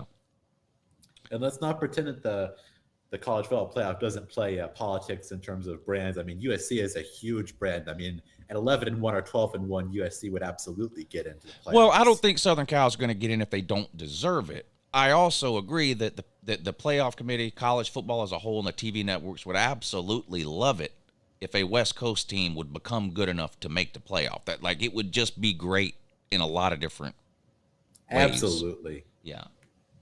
I mean, we haven't had a truly good West Coast team since USC back in the mid to late 2000s. Yeah, I mean, Washington and Oregon made the first two playoffs. I think they both lost their first round. No, Oregon, I think, won their first round game, if I remember right. I think they beat Florida State, actually, in 2014. Yeah, they beat in the us. first round game. And then they lost to who'd they lose to in the title game in 2014? They lost to Ohio State. Ohio State, that's right. Yep. Washington lost in their first round game, but so they at least had two different teams that were good enough to make the college football playoffs in the beginning, and then it really fell off after that. And it would be kind of a shame for the Pac-12 if Southern Cal were to make the playoffs this year, because of course they're bolting after this year for the Big Ten. It would be, yeah. It would be like, never mind. But we got to remember the playoffs next year is expanding to 12 teams. Yep. There's going to be one, maybe two Pac-12 teams in the playoff next season, regardless of what happens with Oregon or Southern Cal or whoever getting in this year. I think the trajectory for teams like Washington and Oregon is headed in a good direction. I think they've got good coaching staffs. They're recruiting well. In a 12-team playoff, you're going to have the Pac-12 in almost every single year for the foreseeable future. Yeah, for the foreseeable future. I mean, I 100% agree with that, especially with Oregon and Washington not being able to dominate the conference. I mean, you're almost always going to have one of those two in there. I mean, Washington is getting really good, especially with Kalen DeBoer, and I'm really high on Dan Lanning out of UGA. I mean, he's been really good. I know you're a big Dan Lanning fan because he coached for the Dogs and everything. So, I mean, I like him too. I mean, him and Norvell are really close. So, I think that's one that we both agree to love. So, look, after week one of last year, I found myself pulling for Dan Lanning. I mean, I wanted him to lose to Georgia, obviously, but they got hot after that. They started blowing teams out. I even found myself. I don't know if I would say I was rooting for Bo Nix, but I definitely enjoyed watching Bo Nix play last year. I mean, he was way better last year than anything he ever did at Auburn, and we could talk about the competition or whatever, but the reality is he had a really, really good year, and had he not got injured late in the year, who knows what would have happened. But I think they're headed in a good direction there with Dan Lanning and DeBoer at the other place, and Chip Kelly is still at UCLA. He's kind of the forgotten one because the other schools have new coaches. And Chip Kelly's been there for a while, and it was disappointing in the beginning, but they had their best year under Chip Kelly last year. There's some legitimately good and maybe one great team in the Pac-12 in 2023 in Southern Cal, but you got some legitimately good football teams out there now with good coaching staffs. Yeah, I mean, then again, I like Lincoln Riley and all, and I think that he's a great offensive mind, but his play calling in key situations needs some work. I mean, going back to the 2017 UGA game, I mean, I don't know what I'm saying here, but at the end of overtime when it was like 4th and 1 or something like that, he opted to kick a field goal when he should have. It was like 4th and inches, but he could have just run the ball in. And I was watching that game. That was like the first real college football game that I watched that made me become a fan and everything. So, I mean, he definitely needs to get more aggressive in his play calling, I think. Yeah. If they want to truly compete for national titles, which is something that I think he'll learn, but I think that's definitely something to keep in mind. Well, and they got to tackle people in the second half. I mean, you go back to 2017, there were Georgia running backs running. There wasn't a defender within 10 yards of them. I mean, there were some plays where Nick Chubb broke some tackles too, but there was a lot of plays where a Georgia running back was 20 yards downfield before anybody ever got near him. And you watch last year Southern Cal team play Utah and then Tulane, and it's the exact same thing. I know, right? Though, to be fair to Lincoln Riley, I will say that he wasn't exactly given a full cover last year with the defense. Now, I know the transfer portal and stuff, but still, I mean, his defenses, are you're right. strong. You're right. And they got that. They got the 5-star who was some services had him as the number 1 overall player in the country. That Corey Foreman. He's really good on the defensive side of the ball. Obviously, they bring in Bear Alexander. I mean, they're getting some pieces out there defensively. But then you have to talk about scheme, philosophy, coaching. Yeah. I mean, Alex Grinch has not proven anything. Yeah. And I think this is his last chance. I've been hard on Lincoln Riley for keeping him, but it's almost going to become like a Texas A&M Jimbo Fisher situation. If their defense is bad this year, somebody in that administration is going to take Lincoln Riley aside and say, "Look, you got to get rid of this guy. We can't keep doing this." I know, right?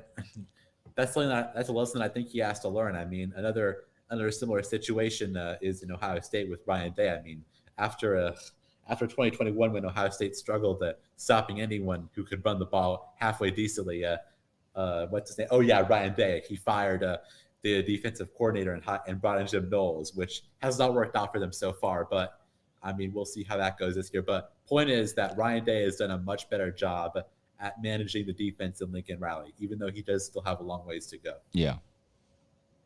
Oh, you make some good points. I mean, I try to. That's all I can do. Yeah. Yeah. All right, buddy. Awesome. Well, I appreciate you coming on, man. It was good to hear from you, and we'll talk to you. We'll talk to you next time. Daniel Rivera, thank you for hitting the super chat. He says Florida's a depleted program. F Sunbelt Billy. Yeah, everybody talking about Colorado and how many players they lost to the transfer portal, which is insane. 50-something players have transferred out. You know how many players transferred out of Florida? 26. 26 players looked at Billy Napier and said, I don't want to be here. Transferred out. It's going to be a rough season for Florida, I think. The quarterback situation is a mess. They lose 4 of the 5 starters along the offensive line. They lose Anthony Richardson, and as bad as he played last year, apparently a lot of people think he's really, really good for whatever reason in the NFL. So, it's hard to imagine Florida being much better record-wise, if any, than they were last year. That's for sure. All right, we still got plenty of people waiting to come on in the back room for the call-in show. I've been on for almost two hours, and I'm about to pee in my pants, and I don't want to do that. I'm not wearing any diapers today. So I'm going to take like a 1-minute break to go take care of that, and then I will be back, and we'll get right back to the phone calls.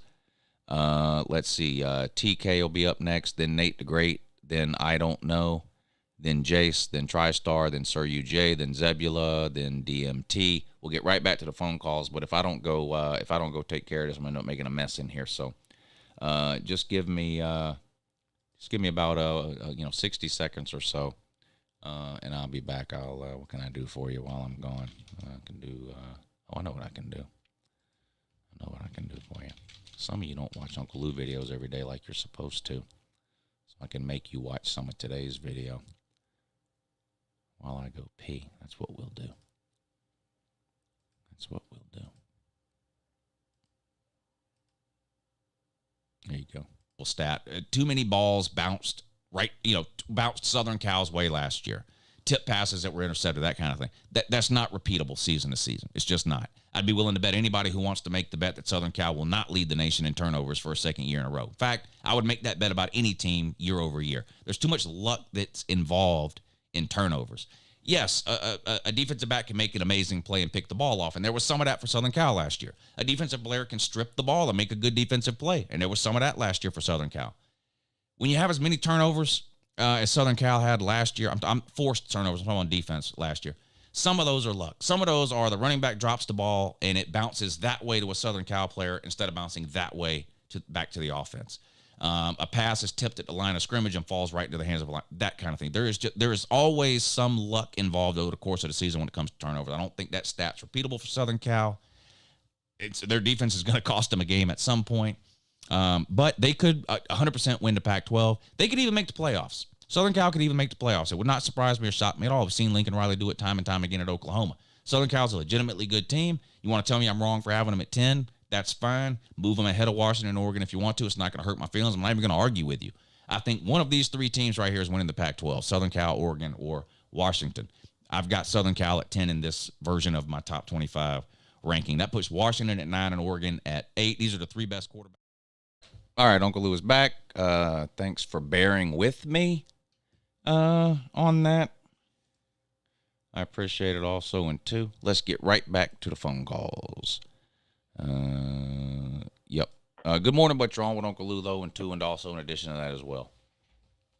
All right, what's good, Uncle Lou? I'm calling in because I looked at your top 25 list, and my team's not on your list, man. I don't know what's going on, man. I'm a Colorado Buffs fan, man, and, Well, they're not on the list because they're fucking terrible. If I was doing a worst 25 teams, they'd be on that list. They're just a horrible team, and they're going to be horrible in 2023, so. Yeah, no, I'm just playing. Oh, okay. Lou. But Good. yeah, I'm trolling. But I did want to ask you about Alabama. Who were they supposed to get out of the I don't understand how the fuck they didn't get no quarterback. I don't understand. But I just wanted to know who was the best qualified transfer portal quarterback. Probably Sam Hartman. Sam Hartman? Probably Sam Hartman. He was Sam Hartman was probably the best quarterback to enter the portal this offseason. Devin Leary from NC State.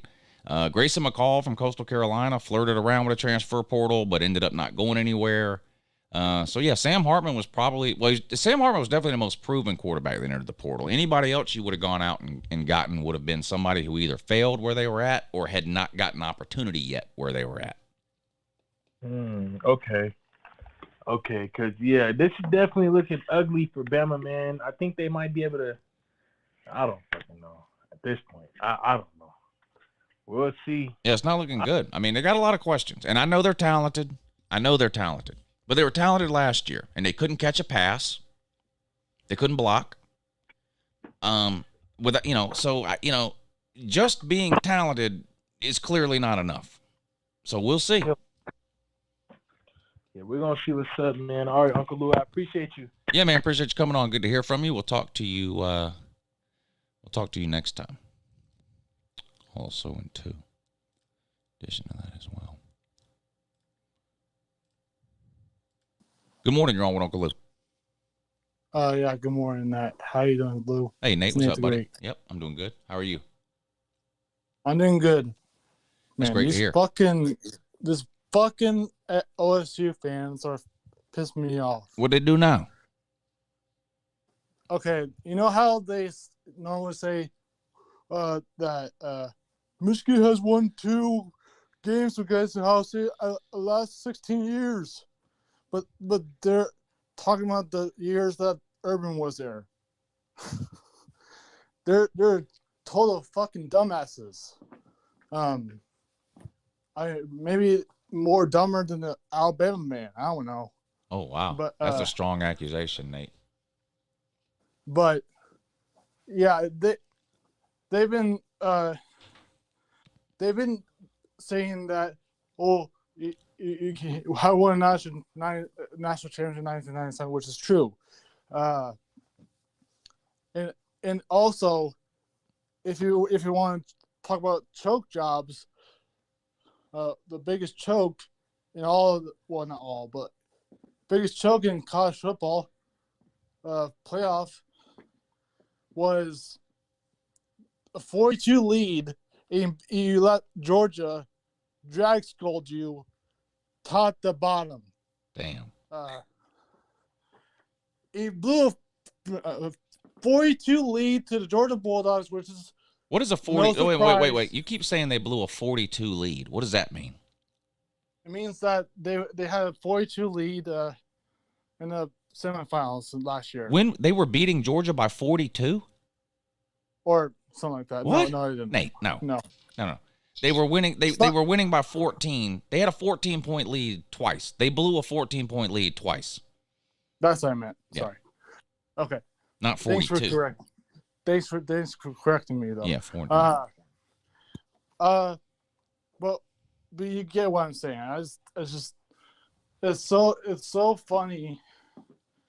Yeah, it's funny to laugh at Michigan, at your big brother that draft schooled you, again, top to bottom, in the regular season. Ohio State man. So you can kiss your mother with that mouth and ask your big brother for forgiveness, and have a great day. Thank you, Nate. Nothing else really to say after that. You pretty much said it all. Good morning. You're on with Uncle Lou. Morning and all that. Yeah, good morning. Not too much to say about top 25. I feel like I think I said this last year too. It's just hard to rank. I feel like a lot of teams. Yeah.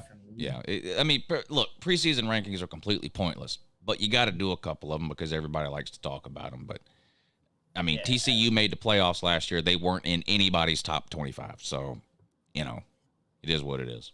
That was probably the craziest thing last year, right? Yeah. Tulane? Maybe? Yeah. Yeah, Tulane went from 2-10 to 11-1 or whatever it was. Yeah. Yeah. Beat Southern Cal. New Year's 6 game. So I'm gonna start with, I guess it's not like a crazy hot take, but the whole Colorado thing, I don't know if I'm missing something on that. But like when people talk about blowing it up and everything, I always think like NFL, NBA, where you can get the number 1 pick. But college football is not really like that, right? Like, no. If you blow up your team, you're just a worse team. Players don't really want to go there. You don't have depth. You just lose things. Yeah, I mean, they're bringing in a bunch of players who weren't good enough to play other places. Now, the players that they're bringing in that weren't good enough to play other places are, generally speaking, better than the players they had before. But it's not like they're bringing in a team full of Caleb Williamses. I mean, that's just not happening. There's, 2 5-stars on that team? 3? I think it's 2 or 2. 3 4-stars, and the rest. I mean, they've got no offensive line, no defensive line. Their best wide receiver just transferred out.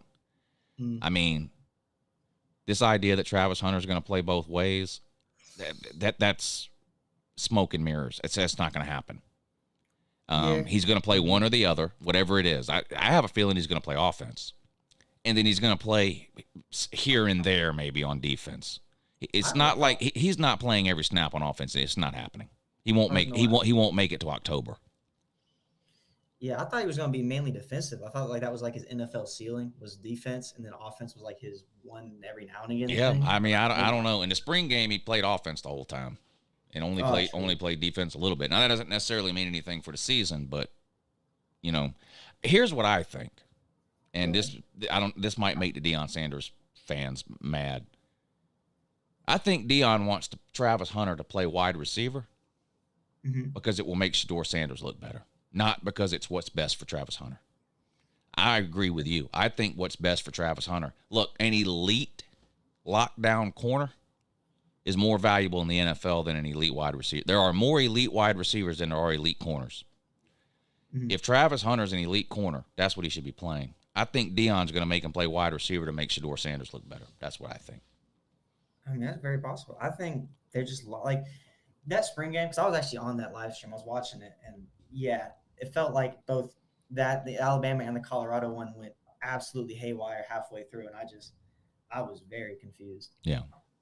And then everyone was like talking about how it felt scripted, like for a few plays where it just was like no one guarded Travis Hunter on one. The receiver had like 3 catches for like 500 yards and 3 touchdowns, and he transfers. But anyways, it was weird. So I don't know how much credit I give that spring game. But in any case, did you keep up? I don't know how much you keep up with like the rest of the transfer portal, but the 2 ones that happened recently were that tackle from San Diego State and that RJ Martin from Florida. To Colorado? No. Oh. Okay, so there, one tackle from San Diego State, he went to Ohio State, which I felt like fills in a need because Ohio State had questions on their offensive line. Yeah, that's true. They do. Yeah. I'm pretty low on them comparatively, not like outside of top 10, but just swap them and USC, and that's where you kind of put me at with them. Yeah. And then RJ Martin went to Florida, and he was a safety from Michigan. And it was in a really weird spot because I felt like Florida fans were really hating on Napier because he asked a transfer that was a Power 5 level starter for tape. That's the report. Do you see that? No. He asked that player or one of his staffers asked that player to send them like drills. Like they wanted him to run some drills and send that tape to them or something like that. And Florida fans were like pretty pissed about that. It felt like. What, is that not normal? I don't know. I don't know how to. I don't know. Colorado players were mad at Deion Sanders because they couldn't take their practice tape with him. So I don't know if these things are normal operating procedure or not. I don't know. For the transfer portal, it's more get that player on campus immediately because they're trying to play. They're trying to get somewhere ASAP so they can play. So who's mad at Billy Napier and for what? Who's mad at him? Florida fans are mad at Billy Napier, or were more so. I mean, obviously not crazy mad. So somebody wanted to transfer to Florida, and Billy Napier said, "I want to know if you're any good first," and so Florida fans are mad about that. Well, if they were like starting and playing, you feel like you should have coaches who could like record that or like not like record that, but had that tape on hand and be able to scout that already. You know what I'm saying, or no? Was he playing? Yeah, he was playing. All right, hey, thank you for the call. Good morning. You're on with Uncle Lou. Good morning, but it's Jace here. Hey, what's up, buddy? Not much. I was a little lost on that. Can you play that again real quick? Thank you. But yeah, I was a little lost on what he was saying there at the end. I didn't really comprehend that. I was kind of lost. Yeah, I don't understand what he was. I don't understand what he was mad about. I don't understand what he was saying other people were. I don't even understand who he was saying was mad, what they were mad about, or who they were. I have no idea what he was talking about. I don't know. I understood everything else though that he was talking about, but yeah, he was doing good up until that point.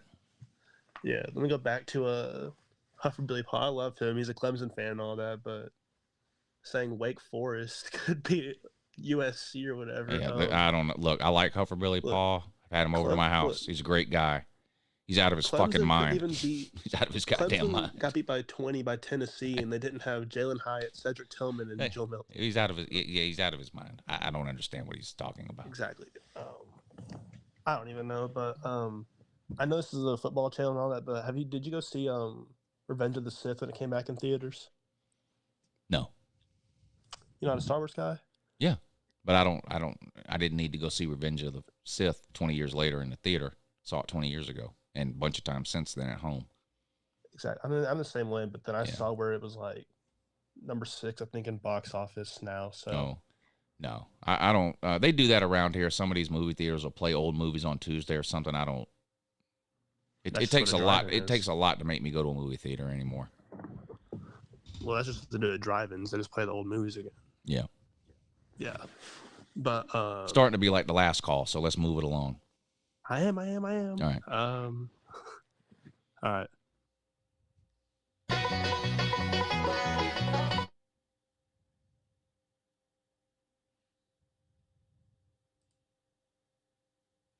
Is that it? All right. Thank you. Have a great day.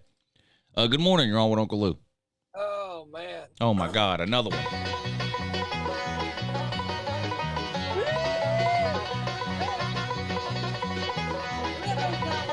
What's up, Hill Jack? Oh, nothing much. I was sitting out here in the old Joplin, Missouri. Let me stop you right now. Every single show and everything else I've seen you on YouTube every day for like 6 weeks straight is your whole mimic the gimmick speech that you like to give. We're not interested in hearing that for the 45th time. So skip over that and go on to whatever was next that you wanted to talk about. Well, all I was going to say is that I believe Alabama's offense is going to be absolutely dog shit. Oh, damn. And I believe we're going to drag Skullman and get a 42 lead on them. Now that was good because I see what you did there. I don't know if everybody else will pick that up, but I see what you're doing there. And that to me, that's funny. So that you did good there. You did good there. Here you go. Hold on, I didn't even give you one of these. This is definitely going to be the first time you've ever earned one of these. 5-star caller. Which, granted, though, the Alabama fan might not get it because the only thing that they understand is not having teeth, smoking meth, and probably sleeping with cousins, I mean, here's the thing, you go through the state of Alabama, and all you got over there is what's called Jack's. It's the worst fast food place ever. Bear Bryant was a drunk. I mean, how bad you have to be to take guys out in the middle of the desert in West Texas and try to somehow make him a man? Wow. I mean, seriously. Again, like I said, I'm confident. I'll say this. Made him a man prison style, I bet. Yeah. I'll say this. It's more likely that Tennessee beats Alabama on the road than beats Georgia at home. I'll say that. Yeah. Well, I think Georgia's a better team than Alabama for sure. Oh, absolutely. I don't think Georgia's going to fall off. And I'll say this too. Tater Man, why are you so delusional? Why do you have to be so delusional? Yeah, that was he didn't do himself any favors with that phone call with the Wake Forest could beat Southern Cal deal. I mean, I wanted to know this because they did that whole me at the paw bullshit. When they yelled at us for storming the field, and I'm sure they yelled at Georgia fans for storming the field when they beat us in 2000. I don't know if you might have been there. I don't know, but you know what I wonder? Back in 2004 when they had that big brawl with South Carolina where the fucking state police had to break it up, did they me at the paw after that? Oh, I don't know. And correct if I'm wrong, but didn't old Robbie boy, didn't he say before Kirby won his first title that Kirby wasn't the top 25 head coach?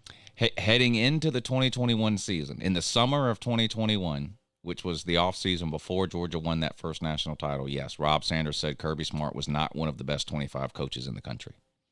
See, Tater Man's delusional. And again, I'll say this. My cousin's husband, his name's Austin Sanders. He's actually the youngest guy to ever recruited to be committed at Tennessee back in 2011.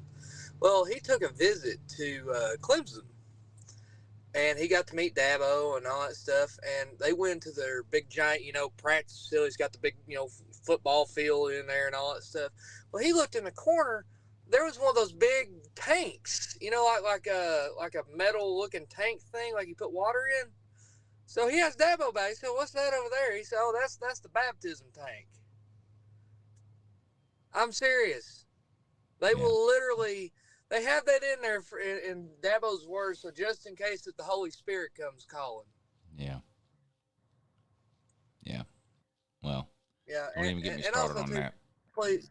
Yeah, and please, Clemson man, Tater Man, can you please clean up that campus there in Clemson, South Carolina? That's the ugliest backwoods, fucking hillbilly, redneck-looking campus I've ever seen. How is it you have an 80,000-seat stadium, but yet you can't even put fucking locker rooms in your facilities?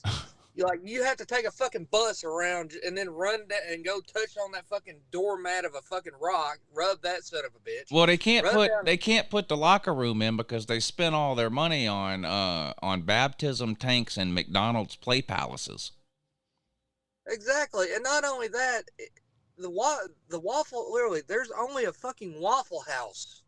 Nothing against Waffle House. Have you seen the video of Dabo Swinney sliding down the slide in the players' lounge at Clemson? You got to look that up if you haven't seen it. If you just, I'm serious. I'm serious. They have a McDonald's play palace in their players' lounge. They got a slide, a ball pit, the whole deal. What? Go on YouTube and Google Dabo Swinney slide. You'll see it. I think it was ESPN. I think it was ESPN was doing a feature on Clemson in their new players' lounge. They go there, they interview Dabo. He gives them a tour of the new players' lounge. Dabo climbs up the thing and slides down the fucking McDonald's play palace slide. Yeah. Fucking Saint Nick and Lord Dabo, man. Was it with the Saints and Lords finally losing their shit now? Yeah, I don't know. And here's one little question. This is a hill I've been willing to die on, and I've had actually a lot more agreements than disagreements. I figure I'd get your opinion on this. Since they're bringing in... Go ahead. Oh, I was watching that video. Since they're bringing in Oklahoma, Texas, and then back 10 years ago, they brought in Texas A&M, Missouri. Look at this fucking clown. Fucking stupid. Look at this fucking clown. Fucking idiot. Fucking tater, man. Then back in 1992, they brought in South Carolina and Arkansas. They're doing all this conference expansion. I want to get your thoughts on this. And this is my thinking. And I've talked to a lot of other fan bases in the SEC, like the OG team fans, and they actually kind of agree with it. If we're bringing in all these teams, why don't we bring back the OGs? Why not bring back Tech and fucking Tulane? I like how they have a safety mat at the bottom of the slide so no one hurts themselves. Oh yeah. Fucking dumbass. Seriously, yeah, Rob, yeah, you want to tell me about fucking tradition? What tradition does fucking Clemson have before Dabo got there? Yeah, you remember the fucking Tommy Bowden years? Or how about the fucking 90s? When y'all were the fucking doormats of the fucking... God, they have a 3-inch padded mat. Hey, man, thank you for the call. It was good to hear from you. Good morning. You're on with Uncle Lou. Good Lord. What's up, buddy? Just like statistics 101 or some shit tonight? I don't know. I like that guy, but I don't listen to most of the things he says when he calls in. He's riding second gear all the way downhill on a 10% slope. Yeah, he peaked with the 42 lead drag skull thing at the beginning of his call. Yeah, how many times do you think he's used a runaway sand pit? Oh God, a million. A million. And then he was back on he gets on these kicks. Like right now, every time he calls in or goes on any YouTube show, he talks about the mimic the gimmick deal, and he talks about Tulane and Georgia Tech need to join the SEC. And he goes on and on and on about it, and he'll stick on that for like 3 months. And that's all he wants to talk about is the mimic the gimmick deal, and Tulane and Georgia Tech need to join the SEC. And if you've heard him say it once, you've heard him say it 1,000,000 times, and I don't need to hear him say it 1,000,001 times. Yeah, his motto, just like all these Clemson fan and ACC fans' mottos, need to be awareness in that. Yeah. Social awareness is an underrated character trait. I mean, wake up. Y'all all suck compared to Georgia. Just get over it and move on. Yeah, that's all there is to it. Accept your reality and find a way to deal with it. Get a cry pillow or whatever you need. Roger's done told you the motto. I mean, you just can't listen. You got to call in and make excuses for your sorry ass teams. Yeah. And it's sad to see, ain't it? Well, I just want you to know, buddy, I love you, and I'm glad I waited for an hour to talk shit to Tennessee fans. But go Dogs! I'll see you in a couple of weeks. Facts. All right, buddy. Yeah.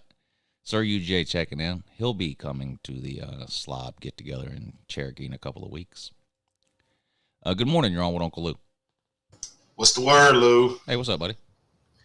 Hey, go Tigers, baby. Hey, check this out, man. I'm going to talk for a minute to the Gumps and the new Tennessee man that's on their new mountain. Listen, I'm hearing a lot of hate for the Brian Kelly comments.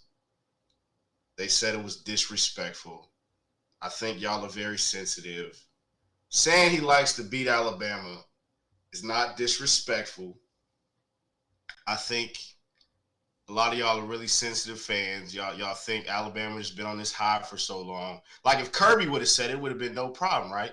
What do you want a coach to say? Of course, everybody wants to beat That's what I'm saying. Alabama and Georgia and Ohio State and Michigan and LSU and Clemson and Southern Cal and Texas. I mean, of course you want to beat them. Yeah. Listen, and this Not is and disrespectful. it's things like this is why I'm gonna probably segue into Prime. It's things like this why I'm glad Prime is now coming to major college football, because I think Prime, just his press conferences alone, they thought Mike Leach was something. I think Prime is gonna bring a whole new type of vibe to college football coaches. Like no more of this corporate coach speak. They get on the podium and repeat the same 5 talking points and buzzwords over again, and you find out they lying. You know, Prime gonna come straight to the podium and say what it is. I'm really intrigued to see what he's gonna say after. I agree with you. When Colorado gets blown out on a weekly basis, watching Deion Sanders post-game press conferences is going to be must-see TV. I can't wait to see that. I agree with you 100%. Yeah, I think it's gonna be interesting. But I will say this. Lou. I think Shador alone is going to win them 3 games that they're not supposed to win. I think Shador can play.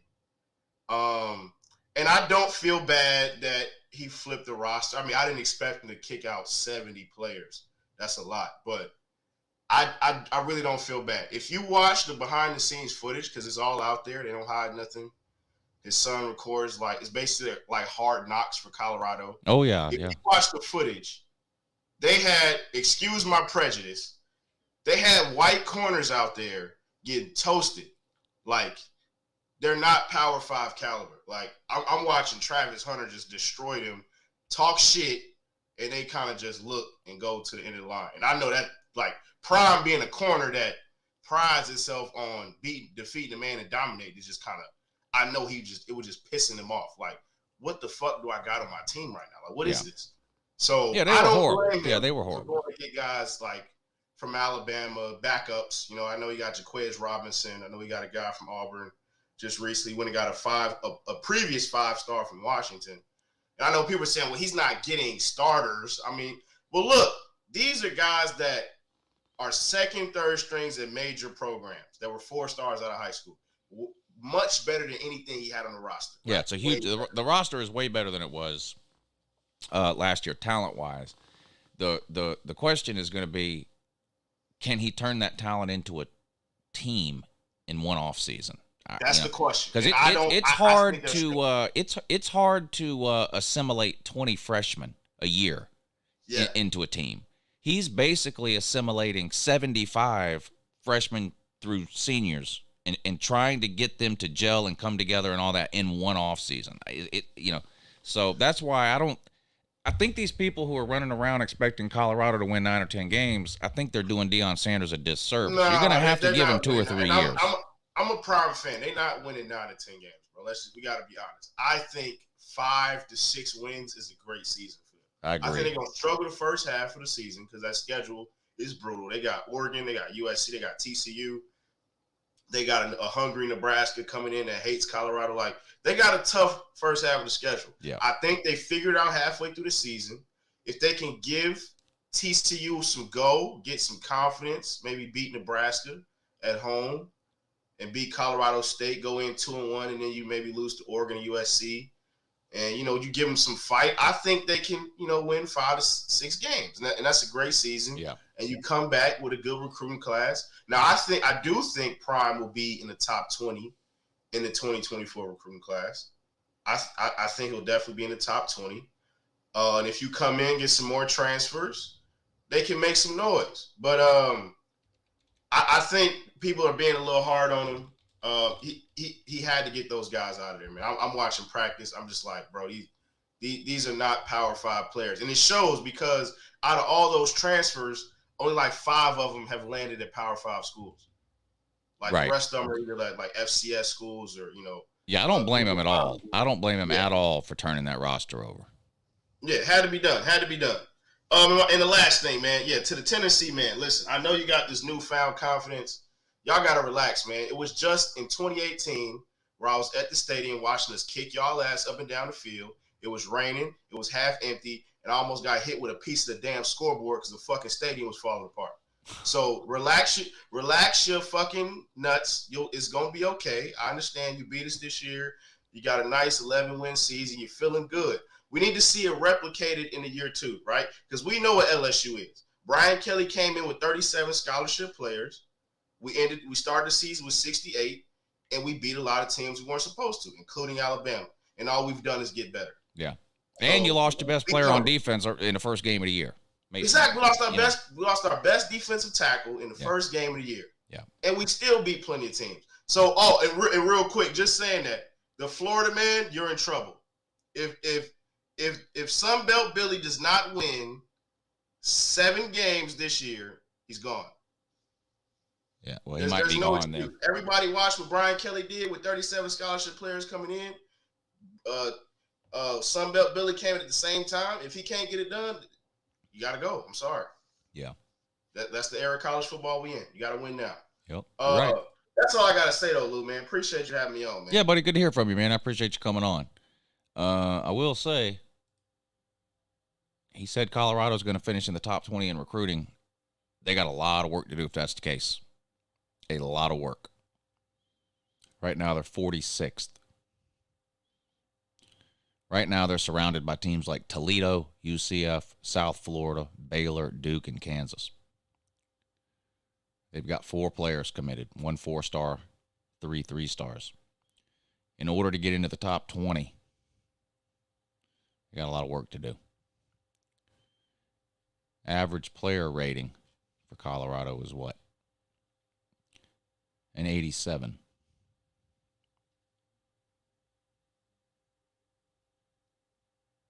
Average player rating for Central Florida, 88. Average player rating for Michigan State, 89.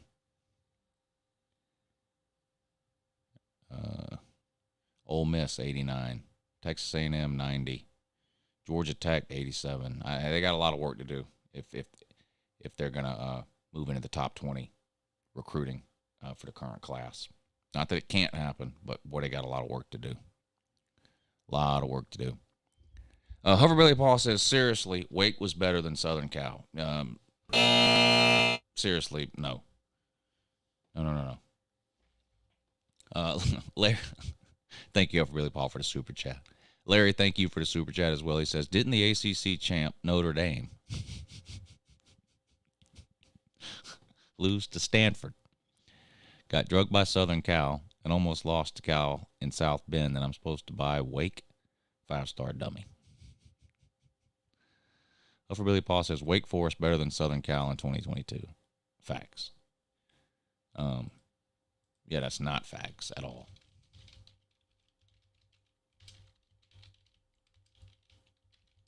That's not facts at all.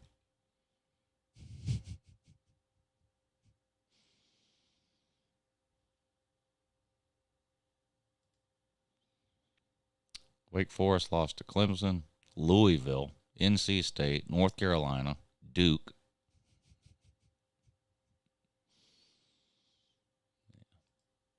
Southern Cal would have beat them by 3 touchdowns at least. At least. Good morning, you're on with Uncle Lou. Hey, Lou. Hey. So, I have like 4 really quick questions, and I'm not trying to rant. I'm a little nervous because I've always wanted to be on this show. Oh, so don't be nervous. Sorry if just I your stutter average or idiot. anything. Yeah. First of all, I'm sorry about. I'm a Tennessee fan too. If you want to play the song. I'm sorry for fans like TriStar. I'm sorry, man. It makes me embarrassed to be a Tennessee fan. I'm not gonna lie. So my first question is, why, like, and I don't care. I'm not trying to like make you angry or anything, but why is Tennessee outside of your top 10 just by 1 spot? Because their defense is terrible. They're replacing their 2 best wide receivers. They're replacing the best quarterback they've had since Peyton Manning. They have to play Alabama. They have to play Georgia. They have to play South Carolina. Oh my God, I swear if we lose that game, bro. Oh my God. what TriStar said about that Bama game. That's not true. I would be happy if we beat Alabama by a touchdown this year. I don't know. That's it. And Georgia is going to beat us by at least 20. I call that. Who do you think Milton's number one receiver will be? Like between Thornton and I guess McCoy. I would say those are my two favorite. What about Squirrel? See, I didn't know if you would have him above Thornton. That's why I didn't ask that. Yeah. I think both will be good. If you look at Tennessee last year, Cedric Tillman at the beginning of the year, that was like the name that everybody knew. He gets hurt. Mm-hmm. Jalen Hyatt goes off. Then Cedric Tillman comes back, and then you got two that are really, really good. Tennessee's going to put up so many passing yards that you're going to have two receivers with at least with a bunch of yards. So I mean, I think Tennessee's got good receivers, really good receivers. I don't know if they have two that are as good as Jalen Hyatt and Cedric Tillman, but they're not hurting at the wide receiver position. I would be more concerned about Joe Milton. I would be more concerned about losing Hendon Hooker than I would be about losing the two wide receivers. Not that I think Joe Milton's going to be bad. I think Joe Milton is going to put up big numbers. I also think he's going to overthrow 2 to 3 wide open wide receivers a game. He's always done it. He did it in the spring game. He did it last year when he played in the bowl game. He did it 2 years ago when he started the first few games of the season. He's just always done it. And he's not a freshman who suddenly has now gotten better. He's been in college since 2018. I mean, you kind of know who he is at this point. He can throw the ball 100 yards. That's great. But not if the receiver's only 80 yards downfield. Yeah. I mean, shoot, if plus 20 yards past your wide receiver was the number one spot on the roster. Yeah. No, he's going to hit a lot of wide receivers. He makes a lot of great throws. He's going to make a lot of great throws. I think he's going to be fine. I think Tennessee's offense is going to be fine. Will it be as good as last year's? It might not be quite as good as last year's, but there's no game you lost last year that it was the offense's fault. Maybe the Georgia game. But the South Carolina game, your defense couldn't stop anybody at all. I mean, that's all that was. And you just couldn't stop anybody. Pitiful. And I think that's going to be the case again for Tennessee. I think Tennessee's offense is going to be good enough to keep them in or win every single game they play. Okay. It's going to be, what does that defense look like in the second half in particular? I'm curious to see if Josh Heupel. Okay, there's been some rule changes in college football around how the clock works. I wonder if the clock not stopping after first downs and things like that. Yeah, so I'm just curious how, if at all, that's going to affect Josh Heupel's philosophy or game planning going into games, and also if he comes to the realization that no matter how good his defense is, if they're on the field 70% of the game, they're going to give up a ton of yards and a ton of points. It doesn't. I mean, you could have if you put the 85 Bears on the field for 40 minutes, people are going to score on them. Mm-hmm. And it's, having a great offense obviously is great. You need that. You need to score points. Mm-hmm. But at a certain point, I don't know if you mix it up and maybe this particular drive, we're not going to run the hurry up. We're up 10, we're not going to run a hurry up offense a single time on this drive. I don't know if that's the answer. I don't know if doing it in the second half when you're up by 40 is the answer. It's completely slow. I don't know what the answer is, but I don't think Tennessee's defense statistically will ever be at a level to win a national title. Oh, no. As long as the offense is doing what it did last year, which is putting the defense on the field for 40 minutes a game. They're going to get burned 42 minutes a game. I mean, Tennessee was dead last in time of possession last year, right? Mm-hmm. And when you're really bad in time of possession, there's only a handful of reasons that can be. Your offense is terrible and they're going 3 and out every time. Well, that's not the case. Tennessee scores 45 points a game. So that's not the case, right? Mm-hmm. Your defense can't stop a nosebleed and is just giving up first down after first down after first down after first down, 8, 9 minute, 10-minute drives they're giving up. That's not necessarily the case either for Tennessee. They do some of that, but that's not necessarily the problem. The problem is the offense scores in 45 seconds. The defense goes out on the field. Maybe the other team gets 2 or 3 first downs and then punts. Okay, the defense was still on the field for 4 or 5 minutes. The offense comes out. They score again in 45 seconds. Defense right back out on the field. Exactly. They haven't caught their breath from the previous drive. They haven't had time to talk to coaches to change things up. They haven't had time to correct mistakes. They haven't had time to rewrap some player's ankle before he's got to go right back out on the field. You got to figure out a way offensively to help your defense out. That's what I think. I totally agree with that. I tell you what, those defensive players are probably happy for those commercial breaks. I mean, they're finally catching their breath. Yeah, that's funny. Everybody complains about those mandatory TV timeouts or whatever. The Tennessee defense probably loves those things. Yeah, that's a good point. I might use that line in a video or two. If I might steal that from you. That's a good point. Do it. I approve. Yeah, that's a good point. Okay. Really quick, what was that question that I was going to ask? I was going to add it. Oh, okay. This was just a bonus question I was adding in. Do you think Squirrel White could not get up to the level of Hyatt, but do you think he will develop at Tennessee pretty well? Yeah, like I said, I don't really have any questions about Tennessee's wide receivers. I think they're going to be fine. I really do. Okay. This is where I'm sorry if it's a stupid question. I've brainstormed and I thought it's kind of cool. So the first question out of this 2-part question.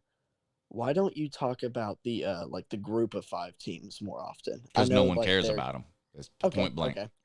I know there's fans out there of them. Yeah, there are. I just didn't know. There are. There's Cal Bears fans too.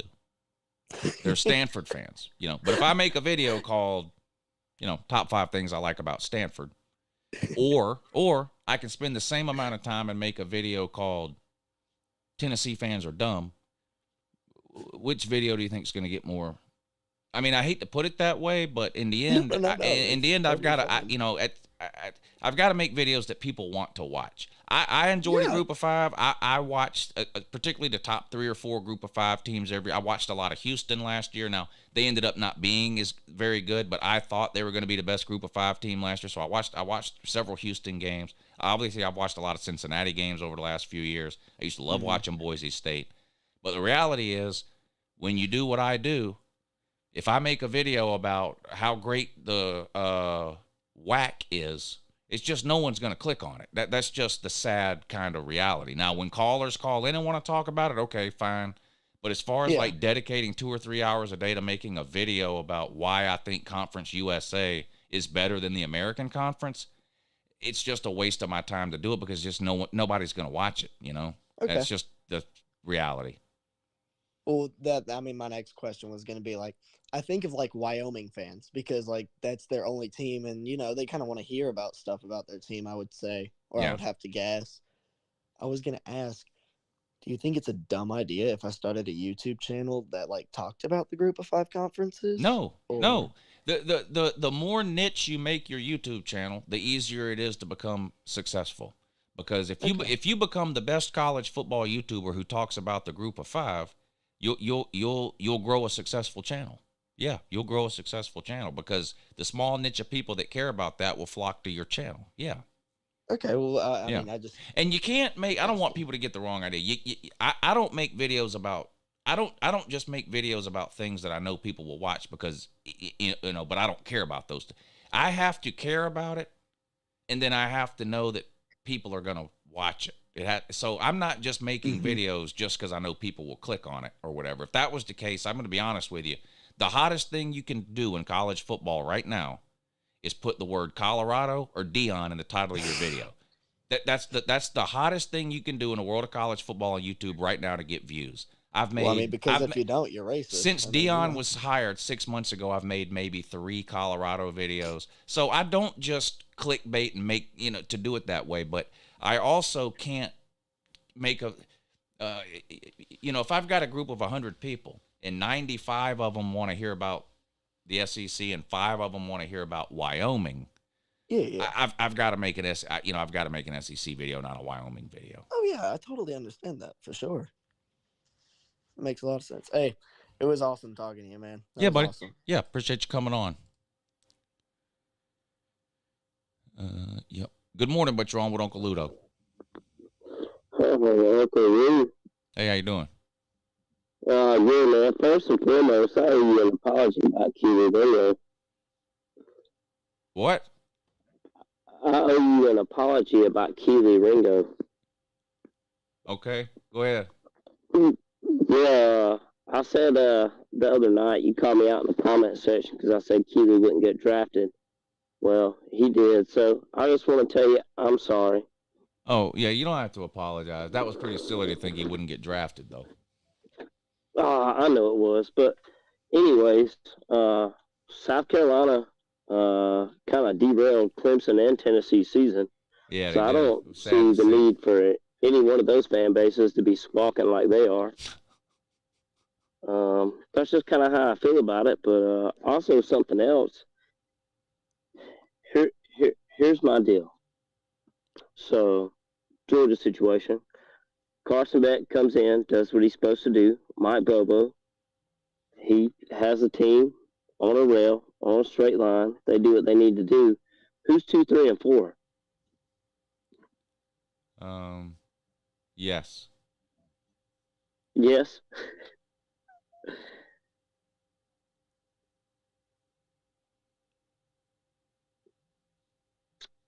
I guess I answered my own question.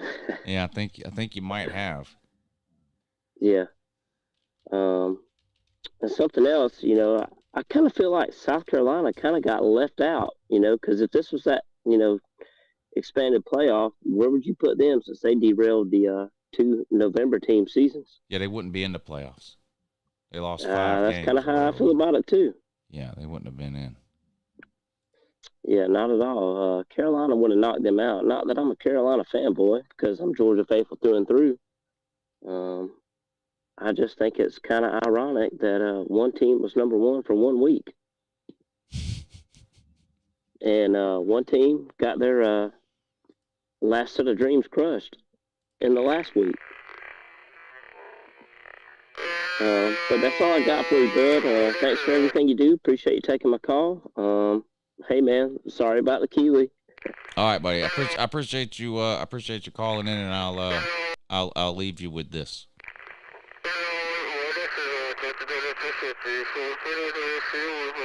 Fair enough.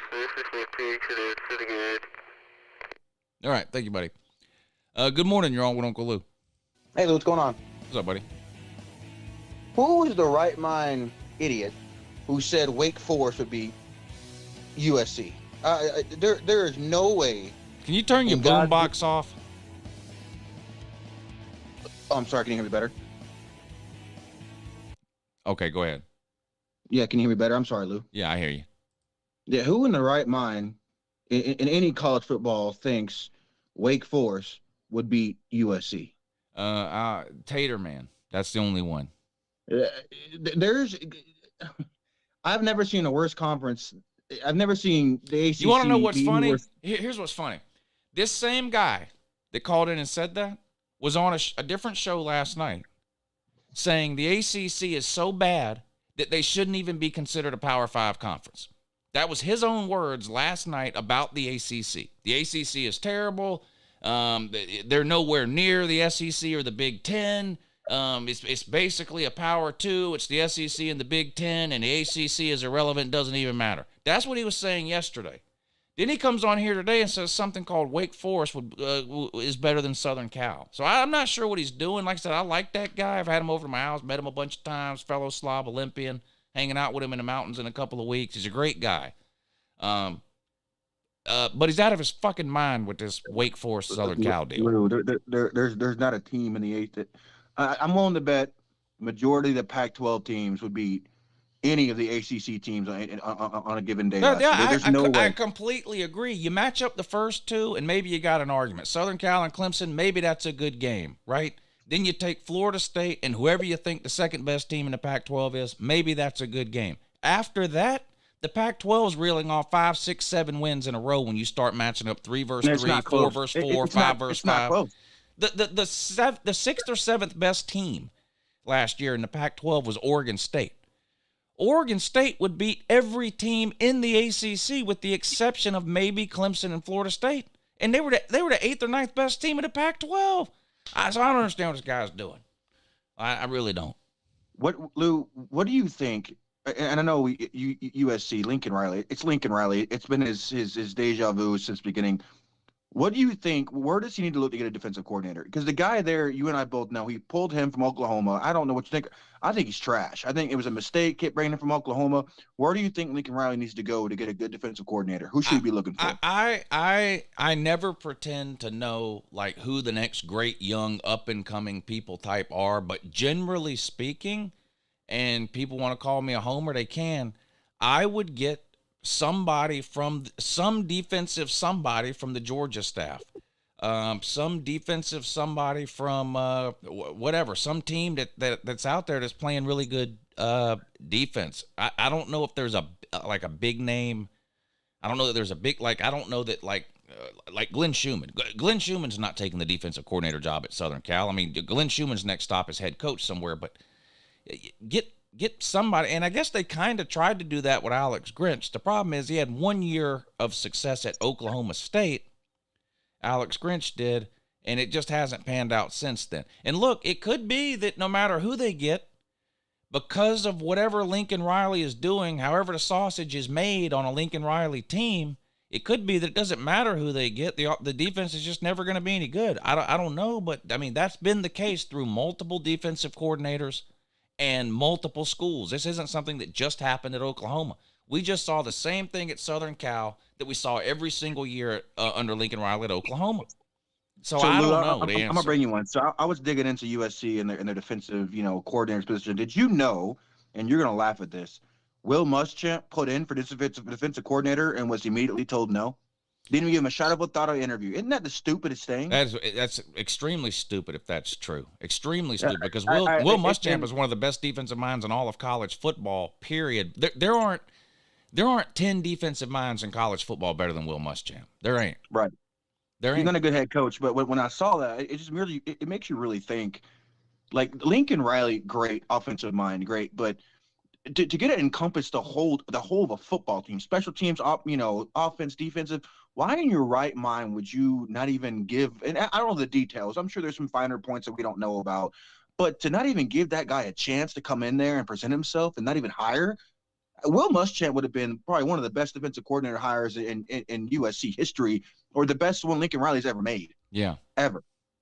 So, but anyway, I'm off that. Lou, here's my real question. What are the chances of this new playoff format we get 4 SEC teams and on a consistent basis? Well, I'm not exactly sure what you mean by consistent, but there will be years when the SEC gets 4 teams in, or whatever conference happens to be really good at that particular time. I mean, if you look back at the most recent season that ended last season, you'd have had Georgia, LSU, Bama, and Tennessee all in the playoffs last year. Right. Now, there have been years where there aren't 4 top 12 SEC teams. There's 2 or 3, right? But so it would happen. I don't know that it would happen every single year. I don't know if every other year is kind of how it would work out, but there would be years where maybe the Big Ten got 4 teams in, right? Especially after they expand. I mean, I can see a scenario where Southern Cal, Ohio State, Michigan, and any one other Big Ten team are 4 of the top 12 teams. I can see a scenario where that plays out. Now, yeah, I mean, that's I guess that you're right. It depends on the year and the strength of how the conferences are doing. I agree with that. Now, Lou, I want to roll into Alabama again. I know there's a lot of Alabama fans out there that kind of butthurt. They're still talking about years ago. I don't want, we won in a COVID year. Okay, I'm not gonna get into that. Whatever. If Nick Saban has a subpar season in this season, and to be honest with you, I think he will. I think they're going to lose, and I hate to say this. I think Alabama's going to lose at least 3 games this year, and on a miracle, maybe 4. That should you don't think so? I find it hard to believe they would go 8-4, but I mean, look, stranger things have happened. They lost 3 games. What was it 20? What year was that? Was it 2018 or 2019? And they ended up in the Citrus Bowl or whatever it was. I think that's when Joe Burrow, LSU beat them. That's when Auburn beat them, and I think they lost one other one. Yeah, maybe something like that. So, but, I don't know. I mean, here's the thing. I've talked some about this too. The majority of Alabama's struggles over the last few years have occurred on the road. Even if you look at last year, they lost at LSU. They lost at Tennessee. They almost lost at Texas. Well, this year they get all those teams at home. They do have to play at Texas A&M, but their three most difficult games, at least on paper right now, heading into the season, which are Texas, LSU, and Tennessee, those are all three at home. It's hard for me to imagine they lose all three of those at home. I think it's possible they lose two of them. Now, they could lose all three, but, maybe they lose two. To get to 4 losses, they then have to lose 2 other games. So maybe they lose at Texas A&M. I mean, with all the questions they have about that team, you don't. And I guess it'll speak for itself as the season starts, right? We'll see the holes, we'll see the questions, and I guess my question's going to answer itself more when the season starts. But I mean, there's going to be some trap games out there for them. If they're the team we think they're going to be with all these questions, I could see Alabama stumbling and going those fourth quarters when you think they would have been winning by 21 points when they're even or they're up by 3. I mean, I could see that too, but we focus on all these questions about Alabama, but we forget that some of these other teams, like Arkansas, Arkansas lost half their coaches and half their players. Yeah, they got KJ Jefferson. You can't name 3 other players. No one can. Arkansas is not going to be very good. Ole Miss, they've got 3 quarterbacks, which to me means they've got none. Mississippi State, they've got a roster designed to run the air raid. The new coach comes in and says, we're not doing that. So it's going to be like a Georgia Tech situation. They don't have the players. They're not going to be any good. Auburn's in the toilet. Now, the Iron Bowl is a toss-up, a crapshoot every single year. But I believe, where's that game at this year? I think that game's in Tuscaloosa too, I think. But maybe I'm wrong about that. Somebody in the comments will let me know. But so, Alabama's got questions. Other teams have questions too. What the other teams don't have is talent like Alabama has. So it's hard for me to imagine Alabama going 8-4. It could happen, and I could see them. I think 9-3 is realistic. I think 10-2 is the most likely, and they could go 11-1 or 12-0. But if I had to pinpoint an exact record for Alabama right now, I would bet on 10-2. All right, Lou. Well, I got a last question for you. And I heard a guy about a week or 2 ago talk about a coach on the hot seat. And I couldn't agree with the guy more. If you had to pick one coach going into the season that has a good chance of not being there next season, I'm going to go ahead and vote Mike Gundy. I agree with you. I think he's on the way out. I'm not sure what's going on there. They had one of the worst seasons they've had in a while last year, and a bunch of players transferred out of there. It feels to me like something is going on at Oklahoma State that no one knows about. I don't know what it is, but it feels to me like something is going on there. Yeah. They peaked, what was it, a couple of years ago, Lou? They were playing for a conference championship, and they looked like they were one of the dark horses, and they just shit the bed in the conference game. Yeah, it was 2 years ago. 2 seasons ago. And then last year they completely just fell off a cliff, and they got all these transfers. I mean, they got a quarterback that started there for 3-4 years at Spencer Sanders, been pretty good. He said, forget it, I'm out of here. He went to Ole Miss. Well, and there's been a lot of that there, too. Him and another one that's been around for a long, long time, Kirk Ferentz at Iowa. Those two could both find combined. Gundy and Ferentz combined have like 45 years at those 2 schools, and they could both be out of a job at the end of this season. Now, here's a treat for you. I mean, Georgia's been the reason Florida can't keep a head coach. Let's be honest with that. Yeah. Since McElwain, if your boy can't come up with a good season this year, you think he might be on his way out? I still think they're going to keep him for one more year, barring absolute catastrophe. So, in other words, I think anytime a team goes 4-8 or worse, it doesn't matter how long the coach has been there or who it is. I think he's in danger of being fired no matter what. But if they even go 5-7 or 6-6, I think he still would get a third year. So, what would you say about Mel Tucker? He had a phenomenal, first season? Yeah, I don't think he's getting fired this year either. I think this is an important year for him in terms of how much pressure he will or won't be under heading into next year. But I don't think Mel Tucker, they're paying him too much money. He went to a New Year's Six game 2 seasons ago. It's not a Florida situation. Florida's had back-to-back losing seasons. Michigan State's just had the one bad year. So we'll see. But no, I don't think Mel Tucker gets fired this year. No. All right, Lou. Well, anyway, man, it's good hearing the show, bud. I was a fan. All right, buddy. But the tater head needs to quit smoking whatever he's smoking there, man, because I about lost my shit when you said that. I want you to give Lou high blood pressure, man. Calm yourself. All right, buddy. I appreciate you coming on, man. It was good to hear from you. All right, take it easy. All right, you too. All right, that's going to do it for the phone calls. There's nobody else waiting in the back, and we've been on for almost 3 hours. So we're going to go ahead and shut it down for today. But a great show today. I really appreciate everybody taking the time to call in. The one particular caller mentioned they had to wait on hold for about an hour. I really appreciate those of you who are willing to do that. I do the best I can to run through the calls as quickly as I can so that I can get to as many calls as I can. But I also have to keep in mind that some of these people have been waiting on hold for 20, 30, 45 minutes or longer. And so, I want to give them the respect they deserve and not just rush through their call. So it's a balancing act I try to play here. I do the best I can with that, but I really appreciate those of you who take the time to call in. You can't have a call-in show without callers. And I do enough talking on this channel myself. So I really look forward to these call-in shows. I know I like to sort of banter and argue and go back and forth with the callers. That's just kind of my personality when it comes to college football with the whole trash talk approach that I take. But I really look forward to hearing from the callers every week on this show. I like knowing what other fans are thinking about their own team, about other teams, about college football in general, about the college football playoff expansion. About Wake Forest being better than Southern Cal, all those kinds of things. So I really, really appreciate those of you who took the time to call in. We'll do it again next week. Hope you all enjoy your weekend. Stay safe. Have a good morning.